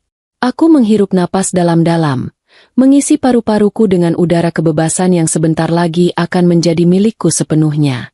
Perang terbuka belum dimulai, tapi aku sudah memenangkan separuh pertempuran tanpa perlu mengangkat pedang. Tinggal menunggu satu pemicu, satu kesalahan fatal dari Mas Bimo, dan bom waktu ini akan meledak tepat di wajah mereka. Dan pemicu itu sepertinya akan datang lebih cepat dari yang kuduga. Ponselku bergetar lagi, pesan masuk dari bank. Transaksi ditolak di restoran mewah, nominal Rp3.500.000. Aku tertawa kecil di dalam mobil. Selamat menikmati cuci piring, Mas suami. Suasana rumah pagi ini aneh. Terlalu manis seperti teh yang kebanyakan gula biang sampai rasanya pahit di lidah. Mas Bimo yang kemarin pulang dengan wajah menekuk seperti baju belum disetrika akibat kartunya ditolak, hari ini mendadak berubah jadi pangeran yang super ramah. Dia bangun pagi, menyiram tanaman, hal yang seumur hidup belum pernah dia lakukan kecuali kalau ada tetangga cantik lewat, dan menyapa semua orang dengan senyum lebar yang kelihatannya dipaksakan sampai giginya kering. Aku sedang duduk di teras belakang, menyesap kopi pahitku sambil menghitung stok pewarna kain, ketika Mas Bimo datang menghampiri dengan gaya yang dibuat santai. Dia duduk di sebelahku, tapi kakinya tidak bisa diam, gemetar halus seperti orang kebelet pipis. Deksari, istriku yang paling cantik, bukannya dengan rayuan gombal yang sudah kadaluarsa. Nanti malam dandan yang cantik ya. Mas mau ajak kamu sama ibu makan malam spesial di rumah makan Ningrat. Kita harus merayakan kesuksesan proyek besar Mas yang kemarin itu. Dananya sudah cair, loh. Aku menahan senyum miringku agar tidak terlihat. Dana cair? Dana dari mana? Dari langit? Atau dari hasil jual jam tangan? Kemarin saja kartu debitnya mati kutu di mesin kasir. Sekarang dia mau gaya-gayaan traktir di rumah makan paling mahal sekota Solo. Tapi, aku mengangguk saja. Wah, alhamdulillah kalau begitu, Mas. Rezeki memang tidak kemana ya. Nanti Sari siap-siap. Mendengar jawabanku, Mas Bimo langsung sumringah.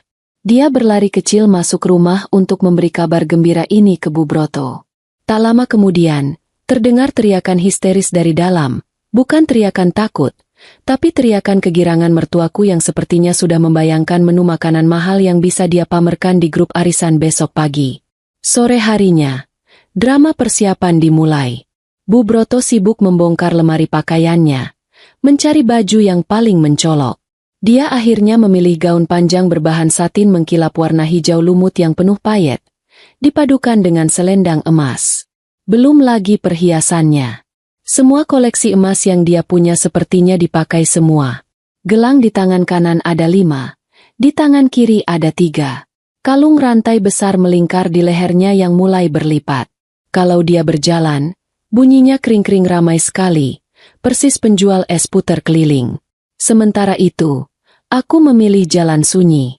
Aku membuka lemari dan mengambil kebaya beludru hitam legam model kutu baru, dipadukan dengan kain jarik motif sidomukti yang warnanya sogan gelap.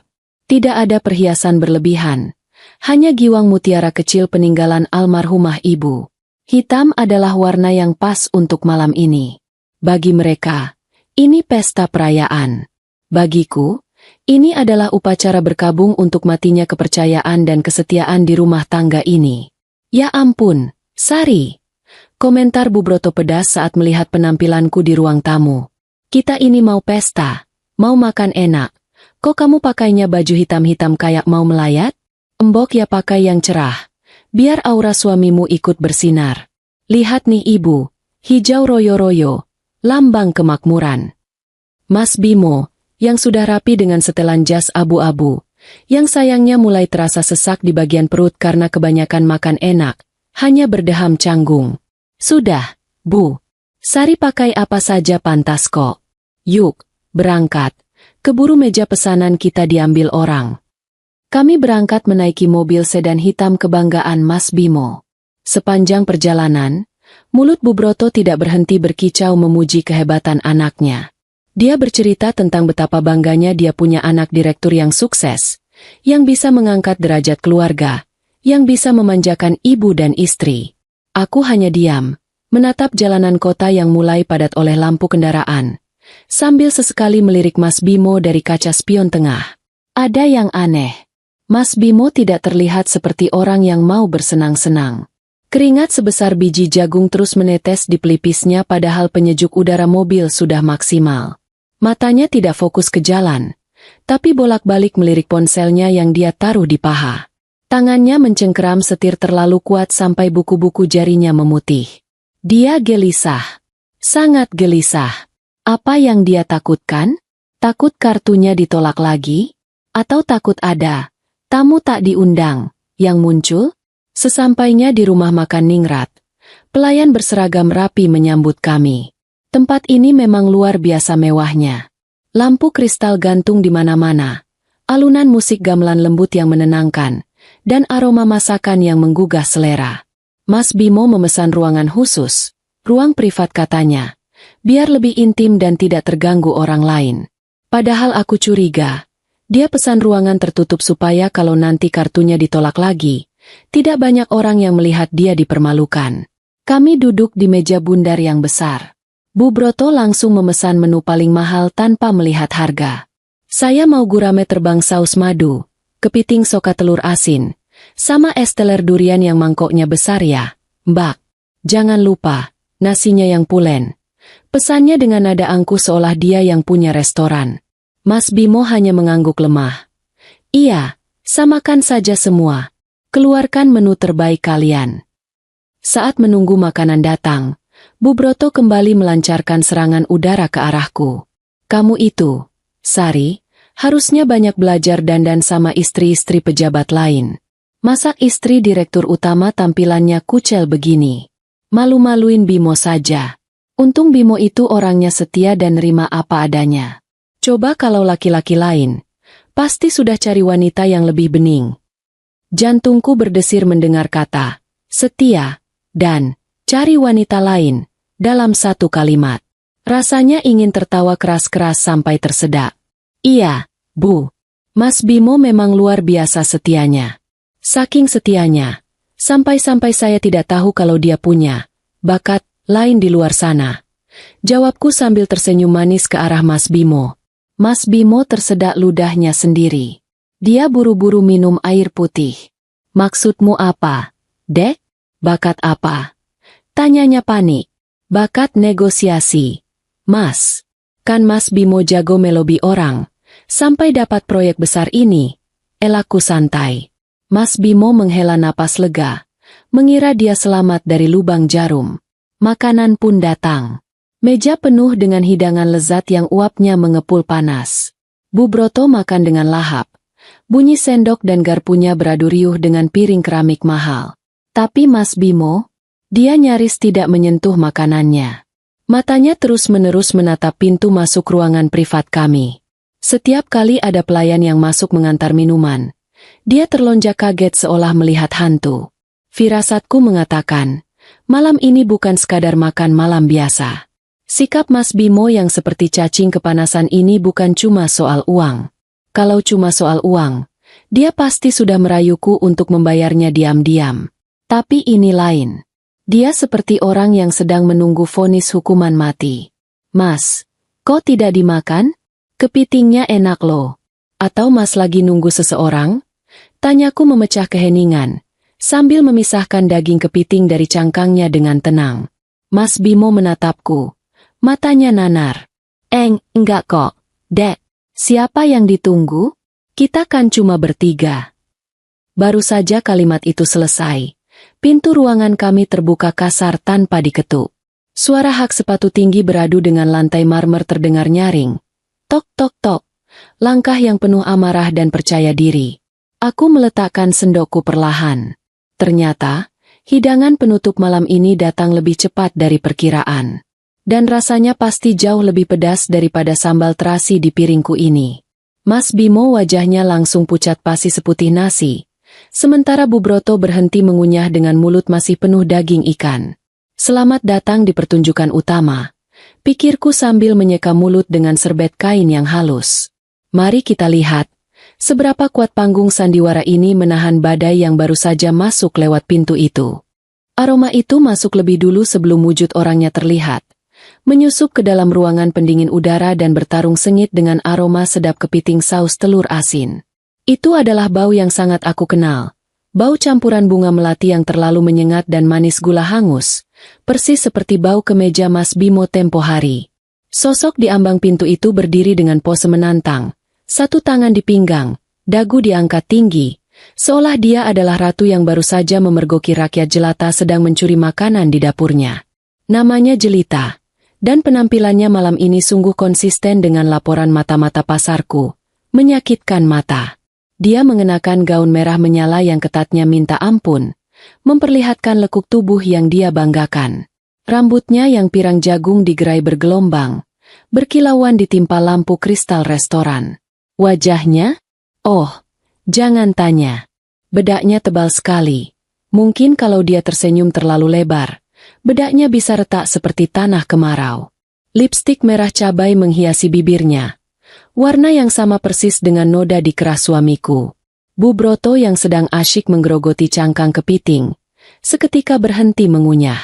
Matanya melotot, pipinya menggembung penuh makanan, membuat wajahnya terlihat lucu persis ikan mas koki yang kaget diketuk kaca akuariumnya. Dia menatap Jelita dari ujung rambut sampai ujung kaki dengan pandangan menilai.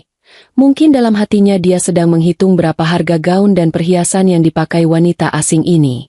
Mas Bimo, panggil Jelita dengan suara manja yang dibuat-buat. Tapi volumenya cukup keras untuk membuat pelayan di luar ruangan menoleh.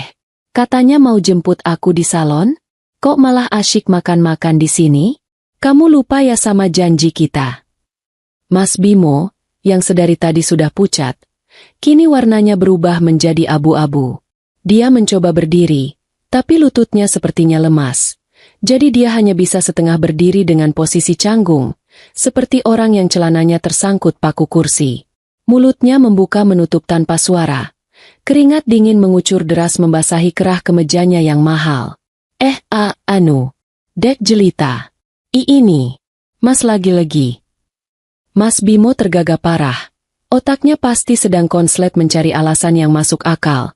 Tapi situasi ini jelas tidak ada logikanya. Jelita tidak peduli dengan kegugupan Mas Bimo. Dia melangkah masuk dengan bunyi tak tiktuk sepatu hak tingginya yang nyaring di lantai marmer. Tanpa permisi, dia menarik kursi kosong di sebelah Mas Bimo dan duduk di sana dengan santai, seolah dia memang bagian dari keluarga ini. Dia mengibaskan rambut pirangnya, menyebarkan aroma parfum pasar malam itu ke seluruh meja, membuat selera makanku yang tadinya memang sudah tipis, kini hilang sama sekali. Bu Broto akhirnya berhasil menelan kepiting di mulutnya dengan susah payah. Dia memandang Jelita dengan tatapan tersinggung. Mbak, Anda ini siapa? Datang-datang tidak sopan. Main duduk, marah-marah sama anak saya. Ini acara keluarga terhormat, bukan panggung dangdut. Semprot Bu Broto galak. Dia memang tidak suka ada wanita lain yang terlihat lebih menonjol daripada dirinya.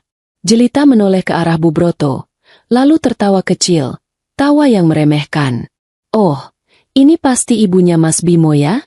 Ibu mertua cerewet yang sering Mas Bimo ceritakan? Kenalkan, Bu. Saya Jelita, calon menantu ibu yang sebenarnya. Yang lebih cantik, lebih muda, dan lebih pantas mendampingi direktur kaya seperti Mas Bimo, daripada. Jelita menjeda kalimatnya, lalu matanya beralih menatapku. Tatapannya penuh ejekan. Seolah aku ini hanyalah serangga kecil yang menempel di dinding. Daripada wanita kampung yang pakai baju hitam-hitam kayak mau melayat ini. Siapa dia, Mas? Pembantu di rumah yang kamu ajak makan karena kasihan. Dut, satu kalimat itu meledak di udara. Pembantu. Jadi begitu cara Mas Bimo mendeskripsikan istrinya sendiri kepada selingkuhannya? Aku menatap Mas Bimo.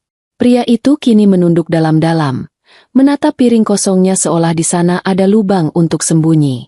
Dia tidak berani membela, tidak berani membantah. Pengecut sejati. Bu Broto ternganga. Pembantu? Jaga mulutmu ya. Itu menantu saya, Sari.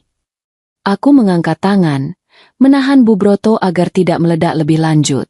Dengan gerakan sangat tenang dan lambat, aku mengambil gelas air putihku, menyesapnya sedikit untuk membasahi tenggorokan, lalu meletakkannya kembali tanpa suara. Aku menatap Jelita tepat di matanya, lalu tersenyum tipis. Sangat tipis. Selamat malam, Mbak Jelita. Sapaku lembut. Nadanya ramah tapi dingin. Silakan duduk yang nyaman. Tidak perlu sungkan. Mumpung makanannya masih hangat. Walau suasananya sudah mulai panas. Oh ya, perhiasannya bagus sekali. Emas murni ya? Beli di toko Sumber Rejeki kemarin siang bukan? Wajah Jelita sedikit berubah mendengar detail spesifik itu. Tapi dia segera menutupinya dengan kesombongan. Tahu dari mana kamu? Iya dong, Mas Bimo yang belikan. Dia kan sayang banget sama aku. Beda sama kamu. Istri tidak tahu diri yang bisanya cuma numpang hidup dan habisin uang suami. Aku tertawa kecil. Tawa yang benar-benar geli. Lucu sekali dunia ini. Maling teriak maling. Benalu teriak benalu. Jelita ini benar-benar tidak tahu kalau dia sedang duduk di atas bom waktu. Dan dia sendiri yang memegang korek apinya. Wah, Mas Bimo memang baik sekali ya. Ujarku sambil melirik suamiku yang kini terlihat seperti ingin menangis. Mas, kok diam saja? Kenalkan dong calon menantu idaman ibu ini dengan benar. Ceritakan juga dong, uang yang dipakai beli emas itu uang dari mana? Biar Mbak Jelita makin kagum sama kehebatan Mas Bimo. Mas Bimo gemetar hebat. Dia tahu aku sedang memegang kartu asnya. Dia tahu kalau dia bicara salah sedikit saja, aku bisa membongkar semuanya di sini. Tapi dia juga takut pada Jelita yang sepertinya siap mencakar wajahnya kalau dia tidak diakui. Jelita yang tidak sabar melihat kebisuan Mas Bimo, langsung mengambil alih panggung. Dia berdiri lagi, menggebrak meja makan sampai sendok dan garpu berdenting kaget. Matanya nyalang menatap Mas Bimo, menuntut kepastian yang sudah lama dijanjikan. Mas Bimo, aku sudah capek ya main peta umpet. Kamu bilang istri kamu ini bodoh, jelek, dan cuma beban. Kamu bilang mau ceraikan dia bulan ini. Sekarang buktikan omonganmu. Aku tidak mau lagi jadi simpanan yang disembunyikan kayak barang curian. Bu Broto memegang dadanya. Wajahnya pucat. Bimo, apa maksud perempuan ini? Kamu mau ceraikan Sari? Sari yang punya. Bu Broto hampir keceplosan menyebutkan fakta bahwa akulah pemilik harta. Tapi dia menelannya kembali karena gengsi. Suasana restoran yang tenang dan elegan seketika berubah tegang. Beberapa pengunjung di meja sebelah mulai menoleh, berbisik-bisik sambil menunjuk ke arah meja kami. Tontonan gratis ini sepertinya lebih menarik daripada makanan mahal di piring mereka. Aku masih duduk tenang, menyandarkan punggung di kursi empuk. Tanganku terlipat di pangkuan, memainkan cincin kawin longgar di jariku. Aku melihat Mas Bimo, lalu melihat Jelita, lalu melihat Bu Broto. 3 orang yang hidup dalam kepalsuan, kini terjebak dalam satu meja bundar. Teruskan, Mbak Jelita, kataku memprovokasi dengan nada santai. Saya suka semangat Mbak. Ayo, tuntut hak Mbak. Mas Bimo pasti punya jawaban yang menarik. Dan benar saja, Jelita yang merasa didukung, walau sebenarnya aku sedang menyiram bensin, semakin menjadi-jadi. Dia menatap Mas Bimo dengan tatapan membunuh, bersiap mengeluarkan kalimat pamungkas yang akan mengubah nasib kami semua malam ini. Mas Bimo menatapku dengan pandangan memohon, seolah berkata, tolong aku, Dek, tapi aku hanya membalasnya dengan tatapan kosong. Maaf, Mas, toko bantuan sudah tutup. Sekarang saatnya penagihan. Keheningan di meja bundar itu terasa menyesakan, seolah oksigen di ruangan ini tersedot habis oleh ego manusia-manusia serakah di hadapanku. Jelita berdiri tegak, napasnya memburu menahan amarah, dadanya naik turun seirama dengan kilauan kalung emas di lehernya. Dia merasa menang, merasa memiliki kuasa penuh atas pria lemah yang sedang menunduk gemetar di kursi sebelahnya. Bu Broto masih memegang dadanya. Matanya berpindah-pindah antara anak kebanggaannya dan wanita asing yang baru saja menghina menantunya. Jelita mencondongkan tubuhnya ke arah Mas Bimo. Telunjuknya yang lentik dengan kuku bercat merah menuding tepat ke wajah suamiku. Dengar ya, Mas. Suaranya melengking tajam, membelah keheningan restoran. Aku sudah bosan nunggu janji manis kamu. Kamu bilang istri kamu ini cuma parasit, kan? Kamu bilang kamu yang kasih makan dia, kan? Sekarang buktikan. Dia menarik napas panjang, lalu berteriak lantang, kalimat yang sudah lama ingin dia muntahkan. Sekarang, suamimu adalah milikku. Mas, jatuhkan talak 3 ke istrimu sekarang juga. Aku tidak mau pulang sebelum kamu ucapkan itu. Suara teriakannya menggema sampai ke sudut-sudut ruangan. Para pelayan yang sedang membawa nampan berhenti di tempat. Pengunjung lain meletakkan sendok mereka. Semua mata tertuju pada meja kami. Drama rumah tangga orang kaya memang selalu jadi tontonan paling seru. Wajah Mas Bimo yang tadinya abu-abu, sekarang berubah menjadi seputih kertas HVS. Bibirnya gemetar hebat. Keringat dingin mengalir deras dari pelipisnya seperti air keran bocor. Dia menatap Jelita dengan pandangan ngeri. Lalu beralih menatapku dengan pandangan putus asa. Dia tahu, kalau dia menuruti Jelita, hidupnya tamat. Tapi kalau dia menolak, Jelita akan mengamuk lebih parah dan membongkar semua aibnya. Dia terjebak dalam buah simalakama yang dia tanam sendiri. Bu Broto memekik tertahan. Bimo, jangan gila kamu. Apa-apaan talak 3? Kamu mau bikin ibu mati berdiri? Namun Jelita tidak peduli. Dia mengguncang bahu Mas Bimo kasar. Ayo, Mas, tunggu apa lagi? Kamu laki-laki bukan? Atau kamu cuma banci yang berani ngomong di belakang? Mas Bimo tergagap. Suaranya tercekat di tenggorokan. Dek Jelita, jangan-jangan di sini malu. Malu? Aku yang malu jalan sama suami orang terus. Cepetan atau aku pergi dan bawa semua rahasia penggelapan uangmu ke polisi. Ancam Jelita, yang entah tahu dari mana soal penggelapan itu, atau mungkin cuma menggertak sambal. Ancaman itu sepertinya berhasil. Ketakutan Mas Bimo pada penjara ternyata lebih besar daripada ketakutannya kehilangan istri. Dengan suara bergetar, nyaris tak terdengar, dia menatap meja dan bergumam. Sari, Mas talak kamu 3 kali. Dut, bom itu meledak. Tapi anehnya, tidak ada tangisan, tidak ada histeris. Bu Broto yang mendengar itu langsung lemas, menyandarkan punggungnya ke kursi dengan mata kosong. Mas Bimo menutup wajahnya dengan kedua tangan. Bahunya terguncang bukan karena menangis sedih, tapi karena ketakutan yang amat sangat. Jelita tersenyum lebar, senyum kemenangan yang mengerikan. Dia berkacak pinggang, menatapku dengan angkuh. Nah, dengarkan, Bu Sari, kamu sudah ditalak. Sekarang kamu bukan siapa-siapa lagi. Jadi tolong, angkat kaki dari kehidupan Mas Bimo. Biar aku yang urus dia dan hartanya. Semua orang menunggu reaksiku. Mereka mungkin berharap aku akan menangis meraung-raung, atau melempar gelas air ke wajah Jelita. Tapi aku, Sari, si juragan batik yang sudah makan asam garam kehidupan, melakukan hal yang paling tidak mereka duga. Aku tertawa, mulai dari kekahan kecil, lalu berubah menjadi tawa renyah yang panjang. Aku tertawa geli, seolah baru saja mendengar lelucon paling lucu sedunia. Tawaku menggema di ruangan sunyi itu, membuat bulu kuduk Mas Bimo merinding. Aku mengambil serbet, menyeka ujung mataku yang berair karena terlalu banyak tertawa. Kenapa kamu tertawa? Wanita gila. Kamu stres ya dicerai suami kaya? Bentak Jelita, mulai merasa tidak nyaman dengan reaksiku. Aku menghentikan tawaku, lalu menatap mereka bertiga dengan tatapan yang tajam dan dingin. Senyumku masih tersungging, tapi itu bukan senyum ramah. Itu senyum predator yang baru saja melihat mangsanya masuk perangkap. Aduh, terima kasih ya, Mas. Terima kasih banyak, kataku tenang. Suaraku stabil dan penuh wibawa. Jujur saja, saya sudah capek mau gugat cerai ke pengadilan. Ribet urus berkasnya.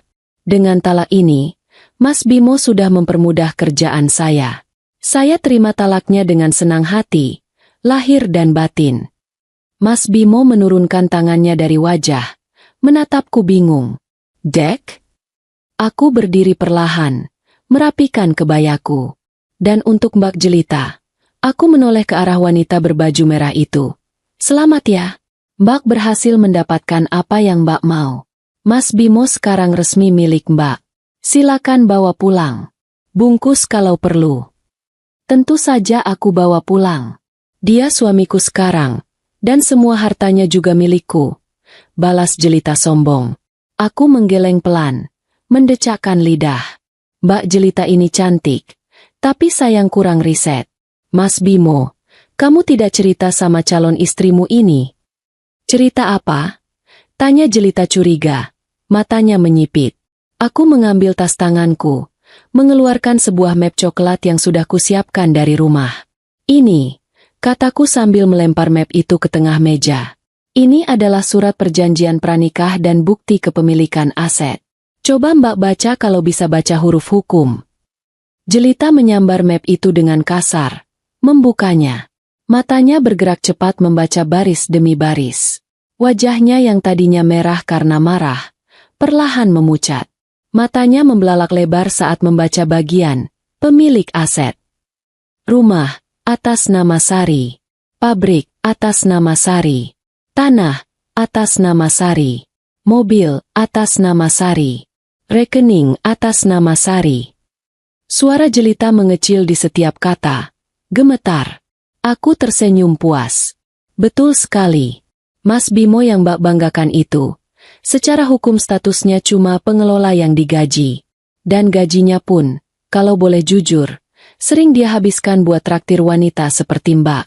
Jadi, harta yang Mbak bilang milik Mas Bimo itu, nol besar, kosong, fong. Aku beralih menatap Mas Bimo yang kini terlihat seperti mayat hidup. Dan karena Mas sudah menalak saya, berarti Mas sudah siap keluar dari rumah saya malam ini juga kan? Fasilitas dicabut. Mas, mobil sedan di depan itu kuncinya saya minta sekarang. Silakan pulang naik taksi, atau minta jemput pacar barumu yang kaya raya ini. Jelita melempar map itu ke wajah Mas Bimo. Kamu bohong. Kamu bilang kamu yang punya pabrik. Kamu bilang istrimu cuma numpang hidup. Bimo, kamu tipu aku. Teriak Jelita histeris. Mas Bimo tidak bisa menjawab. Dia hanya menunduk dalam. Air mata ketakutan mulai menetes. Bu Broto yang sedari tadi diam, tiba-tiba bangun dari syoknya. Sari, enduk, jangan begitu. Masa kamu tega usir suami dan mertua sendiri? Kita kan keluarga. Aku menatap Bu Broto dingin. Keluarga? Tadi waktu anak ibu mentalak saya di depan umum, ibu diam saja kan? Waktu wanita ini menghina saya pembantu, ibu juga cuma bengong. Sekarang giliran harta ibu terancam hilang. Baru ingat keluarga? Maaf, Bu. Keluarga saya itu orang-orang yang tahu diri. Dan kalian berdua jelas tidak masuk kriteria. Aku menadahkan tangan ke arah Mas Bimo. Kunci mobil. Sekarang. Dengan tangan gemetar hebat, Mas Bimo merogoh sakunya, mengeluarkan kunci mobil sedan itu dan meletakkannya di tanganku. Rasanya dingin logam itu menyentuh kulitku. Sedingin perasaanku pada pria ini. Terima kasih, kataku singkat. Makan malam ini saya yang bayar. Anggap saja sedekah terakhir saya buat kalian. Nikmatilah hidangan perpisahan ini. Setelah ini, kalian harus bayar sendiri-sendiri. Aku berbalik badan, melangkah pergi meninggalkan meja yang kini penuh dengan aura kehancuran. Di belakangku, terdengar suara tamparan keras. Kemungkinan besar tangan Jelita mendarat di pipi Mas Bimo, diikuti dengan makian kasar dan tangisan Bu Broto. Suara keributan itu bagiku terdengar seperti musik orkestra yang indah. Aku berjalan keluar restoran dengan kepala tegak, menghirup udara malam yang segar. Beban berat di pundakku sudah hilang. Aku, Sari, sekarang adalah wanita lajang yang merdeka, kaya raya, dan yang paling penting, bebas dari parasit. Selamat menikmati neraka yang kalian buat sendiri. Sayang-sayangku. Pulang ke rumah sendirian malam ini rasanya sungguh berbeda. Seperti menghirup udara pegunungan setelah sekian lama terkurung di dalam gua yang pengap. Mobil sedan hitam yang kusetir sendiri meluncur mulus memasuki halaman rumah. Pak Min, sopir setia yang tadi ku minta pulang lebih dulu naik ojek, sudah siaga membukakan pintu gerbang besi yang menjulang tinggi. Wajah Pak Min terlihat tegang. Mungkin dia sudah mendengar kabar burung atau merasakan aura perang yang kubawa pulang. Pak Min, kunci gembok gerbangnya. Jangan dibuka untuk siapapun kecuali saya yang suruh. Kalau ada taksi atau ojek berhenti di depan, biarkan saja di luar pagar. Perintahku sambil mematikan mesin mobil. Pak Min mengangguk tegas. Seolah dia adalah panglima perang yang siap menjaga benteng. Siap, Bu Sari. Mbok Na juga sudah saya kasih tahu untuk kunci semua pintu samping. Aku masuk ke dalam rumah yang hening. Lampu ruang tamu kunyalakan terang benderang. Di sana, di tengah ruangan, sudah berjejer koper-koper besar dan beberapa kardus mie instan bekas. Itu bukan barang mau pindahan, tapi itu adalah paket perpisahan yang sudah disiapkan Mbok Na sesuai instruksiku lewat pesan singkat tadi. Isinya, tentu saja baju-baju Mas Bimo dan koleksi daster sutra Bu Broto. Tapi jangan harap ada jam tangan mewah atau perhiasan di dalamnya. Semua barang berharga yang kutahu dibeli pakai uangku, sudah kusita dan kumasukkan ke gudang terkunci. Sekitar setengah jam kemudian, suara klakson mobil yang tidak sabar terdengar dari luar pagar. Itu bukan suara mobil mewah, melainkan suara klakson cempreng taksi umum yang mesinnya terdengar kasar. Aku mengintip dari balik tirai jendela. Benar saja, sebuah taksi tua berhenti di depan gerbang. Dari dalamnya, keluar dua sosok manusia yang penampilannya sungguh menyedihkan untuk ukuran orang yang baru saja makan malam di restoran ningrat. Mas Bimo keluar dengan jas yang sudah dilepas dan disampirkan di bahu, kemejanya basah oleh keringat. Rambut klimisnya acak-acakan seperti habis kena angin puting beliung. Di sebelahnya, Bu Broto tertatih-tatih dengan gaun hijaunya yang gemerlap. Payet-payet di bajunya masih berkilauan ditimpa lampu jalan. Tapi wajahnya suram seperti langit mendung mau hujan badai. Mereka berdiri di depan gerbang besi yang terkunci rapat, memandang rumah megah ini dengan tatapan nanar. Tidak ada jelita. Tentu saja. Wanita seperti jelita itu punya hidung yang tajam mencium bau kemiskinan. Begitu tahu Mas Bimo bukan pemilik pabrik dan baru saja dipecat jadi suami, dia pasti langsung lari terbirit-birit menyelamatkan diri. Mana mau dia ikut naik taksi umum berdesak-desakan dengan mantan mertua yang cerewet? Sari, Sari, buka pintunya. Kamu jangan kurang ajar ya mengunci ibu di luar. Teriak Bu Broto sambil mengguncang-guncang pagar besi. Suaranya serak. Mungkin habis menangis atau kebanyakan teriak di restoran tadi. Mas Bimo tidak berteriak. Dia hanya menempelkan wajahnya di sela-sela jeruji pagar. Persis narapidana yang memohon belas kasihan sipir penjara. Dek, tolong dek. Mas tidak punya uang buat bayar taksi, dompet mas kosong. Aku berjalan keluar menuju teras, tapi tidak mendekat ke pagar. Aku berdiri cukup jauh. Di batas aman di mana mereka bisa melihatku tapi tidak bisa menyentuhku. Mbok Nah dan Pak Min berdiri di belakangku, siap menjadi saksi sejarah. Malam, Bu Broto, Mas Bimo, sapaku datar. Maaf ya, gerbangnya macet. Macet untuk orang asing maksudnya. Orang asing. Aku ini ibumu, mertuamu. Berani-beraninya kamu sebut aku orang asing. Pekik Bu Broto. Masih mencoba menggunakan kartu senioritas yang sudah kadaluarsa. Ibu lupa? Tadi anak ibu sudah menjatuhkan talak 3. Secara agama dan sebentar lagi secara negara, kita sudah bukan siapa-siapa. Jadi, rumah ini sekarang kembali jadi rumah saya, Sari, si penjual batik.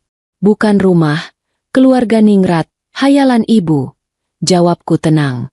Mas Bimo mulai menangis. Kali ini tangisannya terdengar pilu, campuran antara rasa malu dan rasa takut tidur di pos ronda. Dek Sari, maafkan Mas. Tadi itu Mas hilaf. Mas dipaksa jelita. Jelita jahat. Dek. Dia langsung pergi begitu tahu Mas tidak punya apa-apa. Dia lempar cincin tunangan palsu ke muka Mas. Mas cuma punya kamu, Dek. Aku tertawa kecil. Loh, kok lapor ke saya? Kan tadi Mas sendiri yang bilang kalau jelita itu cinta mati sama Mas. Kejar dong. Masa baru susah sedikit sudah menyerah? Buktikan kalau cinta kalian itu murni, bukan karena harta saya. Pak Min maju ke depan, menyeret koper-koper dan kardus bekas itu mendekati pagar. Dengan sigap, dia melemparkan barang-barang itu melewati pagar yang tingginya 2 meter. Brak, buk, koper mendarat di aspal. Kardus penyok sedikit. Pemandangan itu sungguh ironis. Baju-baju mahal yang biasa mereka banggakan, sekarang tergeletak di jalanan berdebu seperti sampah. Itu barang-barang pribadi kalian. Baju, celana dalam, dan obat rematik ibu sudah saya masukkan semua. Jangan khawatir. Saya tidak ambil sehelai benang pun yang memang hak kalian. Tapi mobil, perhiasan, dan barang elektronik, semua tetap di sini. Itu aset perusahaan. Jelasku tegas. Bu Broto memungut salah satu koper dengan tangan gemetar. Kamu tega, Sari. Kamu tega biarkan kami menggelandang malam-malam begini? Kemana kami harus tidur? Bukan urusan saya, jawabku singkat. Ibu kan punya banyak teman arisan sosialita? Coba telepon mereka. Siapa tahu ada yang mau menampung. Atau telepon saudara-saudara ibu yang dulu sering ibu pameri kekayaan Mas Bimo. Pasti mereka senang membantu orang kaya yang lagi kesusahan. Wajah Bu Broto merah padam.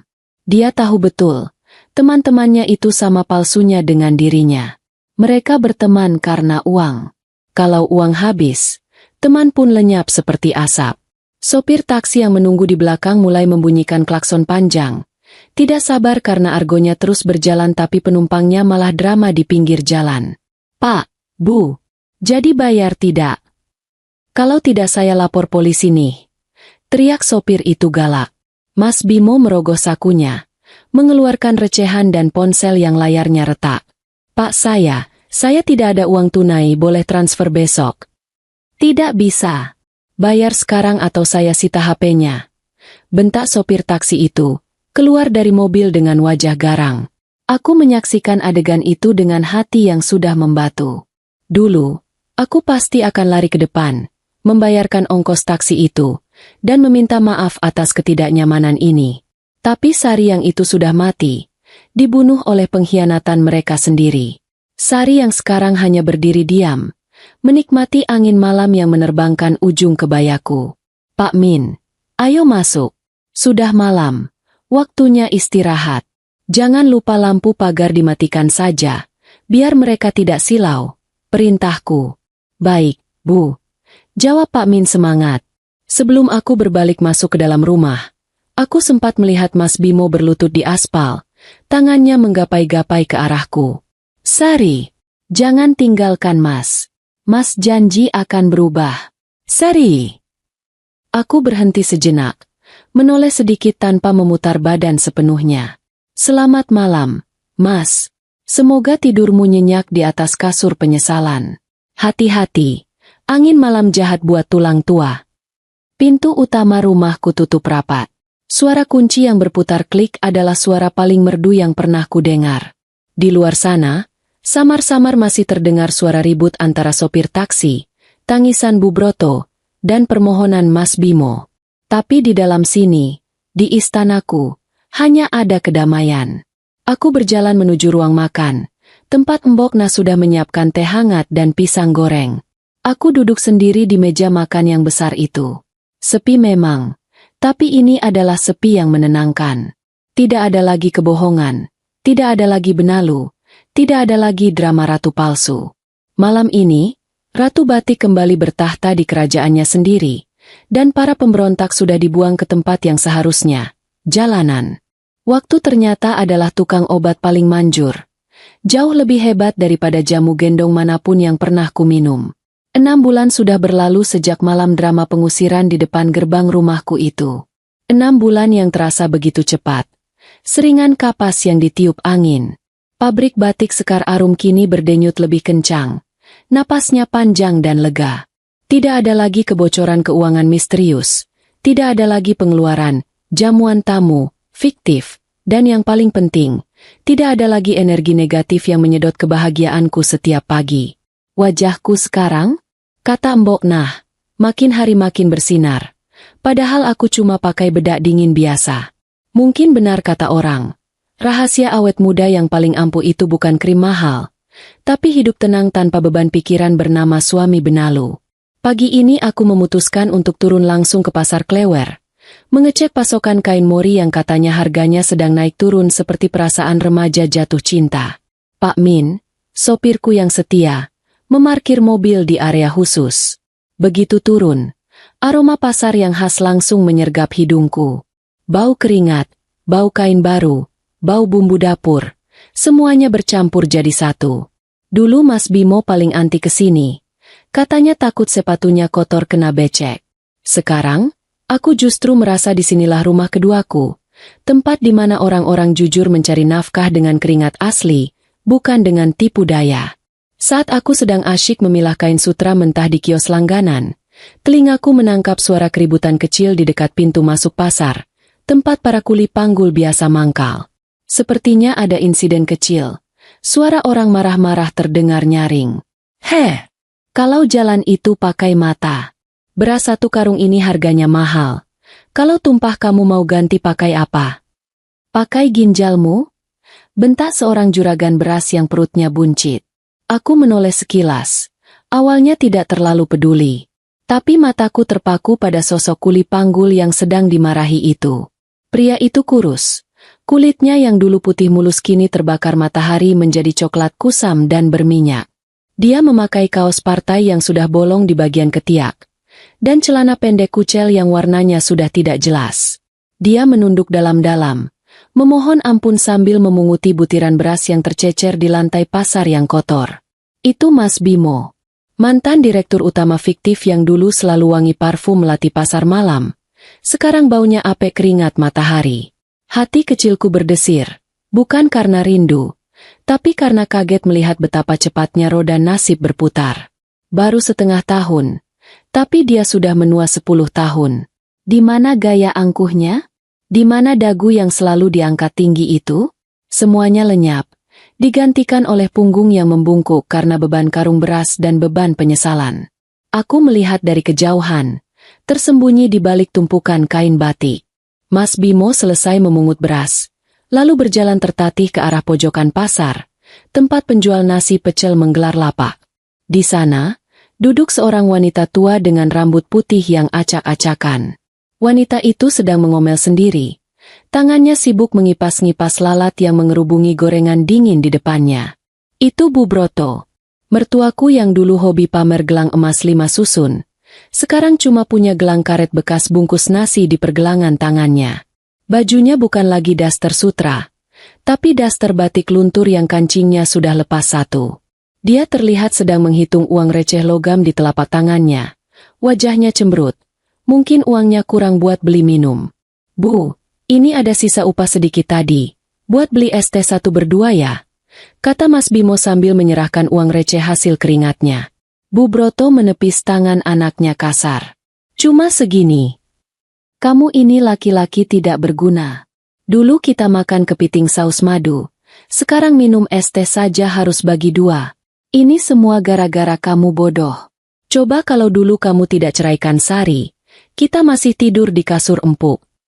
Mas Bimo tidak menjawab. Dia hanya duduk di dingklik kayu kecil, menatap kosong ke arah keramaian pasar.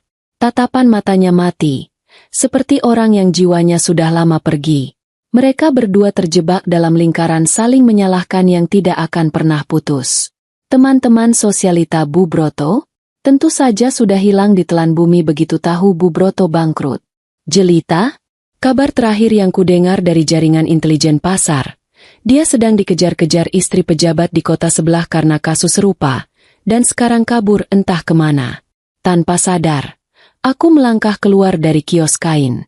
Niat awalku hanya ingin melihat, tapi entah kenapa kakiku membawaku mendekat. Bukan untuk mengejek, bukan untuk pamer, tapi mungkin untuk memastikan bahwa hantu masa laluku benar-benar sudah tidak menakutkan lagi. Mas Bimo mendongak saat melihat bayangan seseorang menutupi sinar matahari yang menimpa wajahnya. Saat matanya bertemu dengan mataku, waktu seakan berhenti sejenak. Mulutnya ternganga, matanya membelalak lebar. Dia melihatku berdiri tegak dengan kebaya cerah dan senyum tenang, kontras sekali dengan keadaannya yang menyedihkan. Sari? Bisiknya parau, suaranya tercekat. Bu Broto ikutan mendongak. Begitu melihatku, wajah keriputnya langsung berubah. Insting menjilatnya muncul lagi. Dia berusaha berdiri, meski lututnya gemetar. Sari, menantuku. Oh alah, Endu, ibu rindu sekali sama kamu. Lihat kami, Enduk, kami menderita. Tolonglah, Enduk, kasih kami kerjaan apa saja. Jadi tukang sapu juga mau, asal boleh tinggal di paviliun belakang lagi. Mas Bimo juga menatapku dengan tatapan memohon yang sangat menyedihkan. Jack, Mas mau pulang. Aku memandang mereka berdua. Anehnya, tidak ada rasa benci lagi di hatiku. Rasa marah yang dulu meledak-ledak saat di restoran, kini sudah menguap. Yang tersisa hanya rasa kasihan, seperti melihat kucing jalanan yang kehujanan. Tapi kasihan bukan berarti bodoh. Aku sudah belajar mahal-mahal dari pengalaman ini. Aku membuka dompetku, mengambil 2 lembar uang berwarna merah. Bukan jumlah yang besar bagi pengusaha, tapi cukup besar bagi mereka saat ini. Aku meletakkannya di meja lapak nasi pecel itu. Bu Broto, Mas Bimo, sapaku pelan. Maaf, lowongan di rumah dan di pabrik sudah penuh. Diisi oleh orang-orang yang tahu cara bersyukur. Uang ini bukan untuk mengajak kalian kembali, tapi anggap saja sedekah Jumat dari hamba Allah. Pakai buat beli makan yang layak dan obat gosok buat kaki ibu. Bu Broto hendak menyambar tangan saya, tapi saya mundur selangkah dengan sigap. Sari, jangan pergi. Kamu kan kaya. Masa cuma kasih segini? Kami ini keluargamu. Aku tersenyum tipis. Keluarga saya ada di rumah, sedang bekerja dengan jujur. Dan ingat, Bu, dulu ibu sendiri yang bilang kalau saya ini orang asing dan pembantu. Jadi, terimalah sedekah dari mantan pembantu ini dengan lapang dada. Aku menatap Mas Bimo untuk terakhir kalinya. Mas, bekerjalah yang rajin. Keringat itu sehat. Loh, jauh lebih sehat daripada keringat dingin karena takut ditagih utang. Semoga hidupmu tenang dengan pilihanmu sendiri. Tanpa menunggu jawaban, aku berbalik badan. Di belakangku, terdengar suara Bu Broto yang menangis meraung-raung menyesali nasib, sementara Mas Bimo hanya diam membisu. Aku berjalan kembali menuju mobilku dengan langkah ringan. Rasanya benar-benar selesai. Halaman buku lama itu sudah tertutup rapat, dibakar habis, dan abunya sudah ditiup angin. Saat mobilku melaju meninggalkan pasar, Pak Min melirik lewat spion tengah. Bu Sari kelihatannya lega sekali. Senyum terus dari tadi.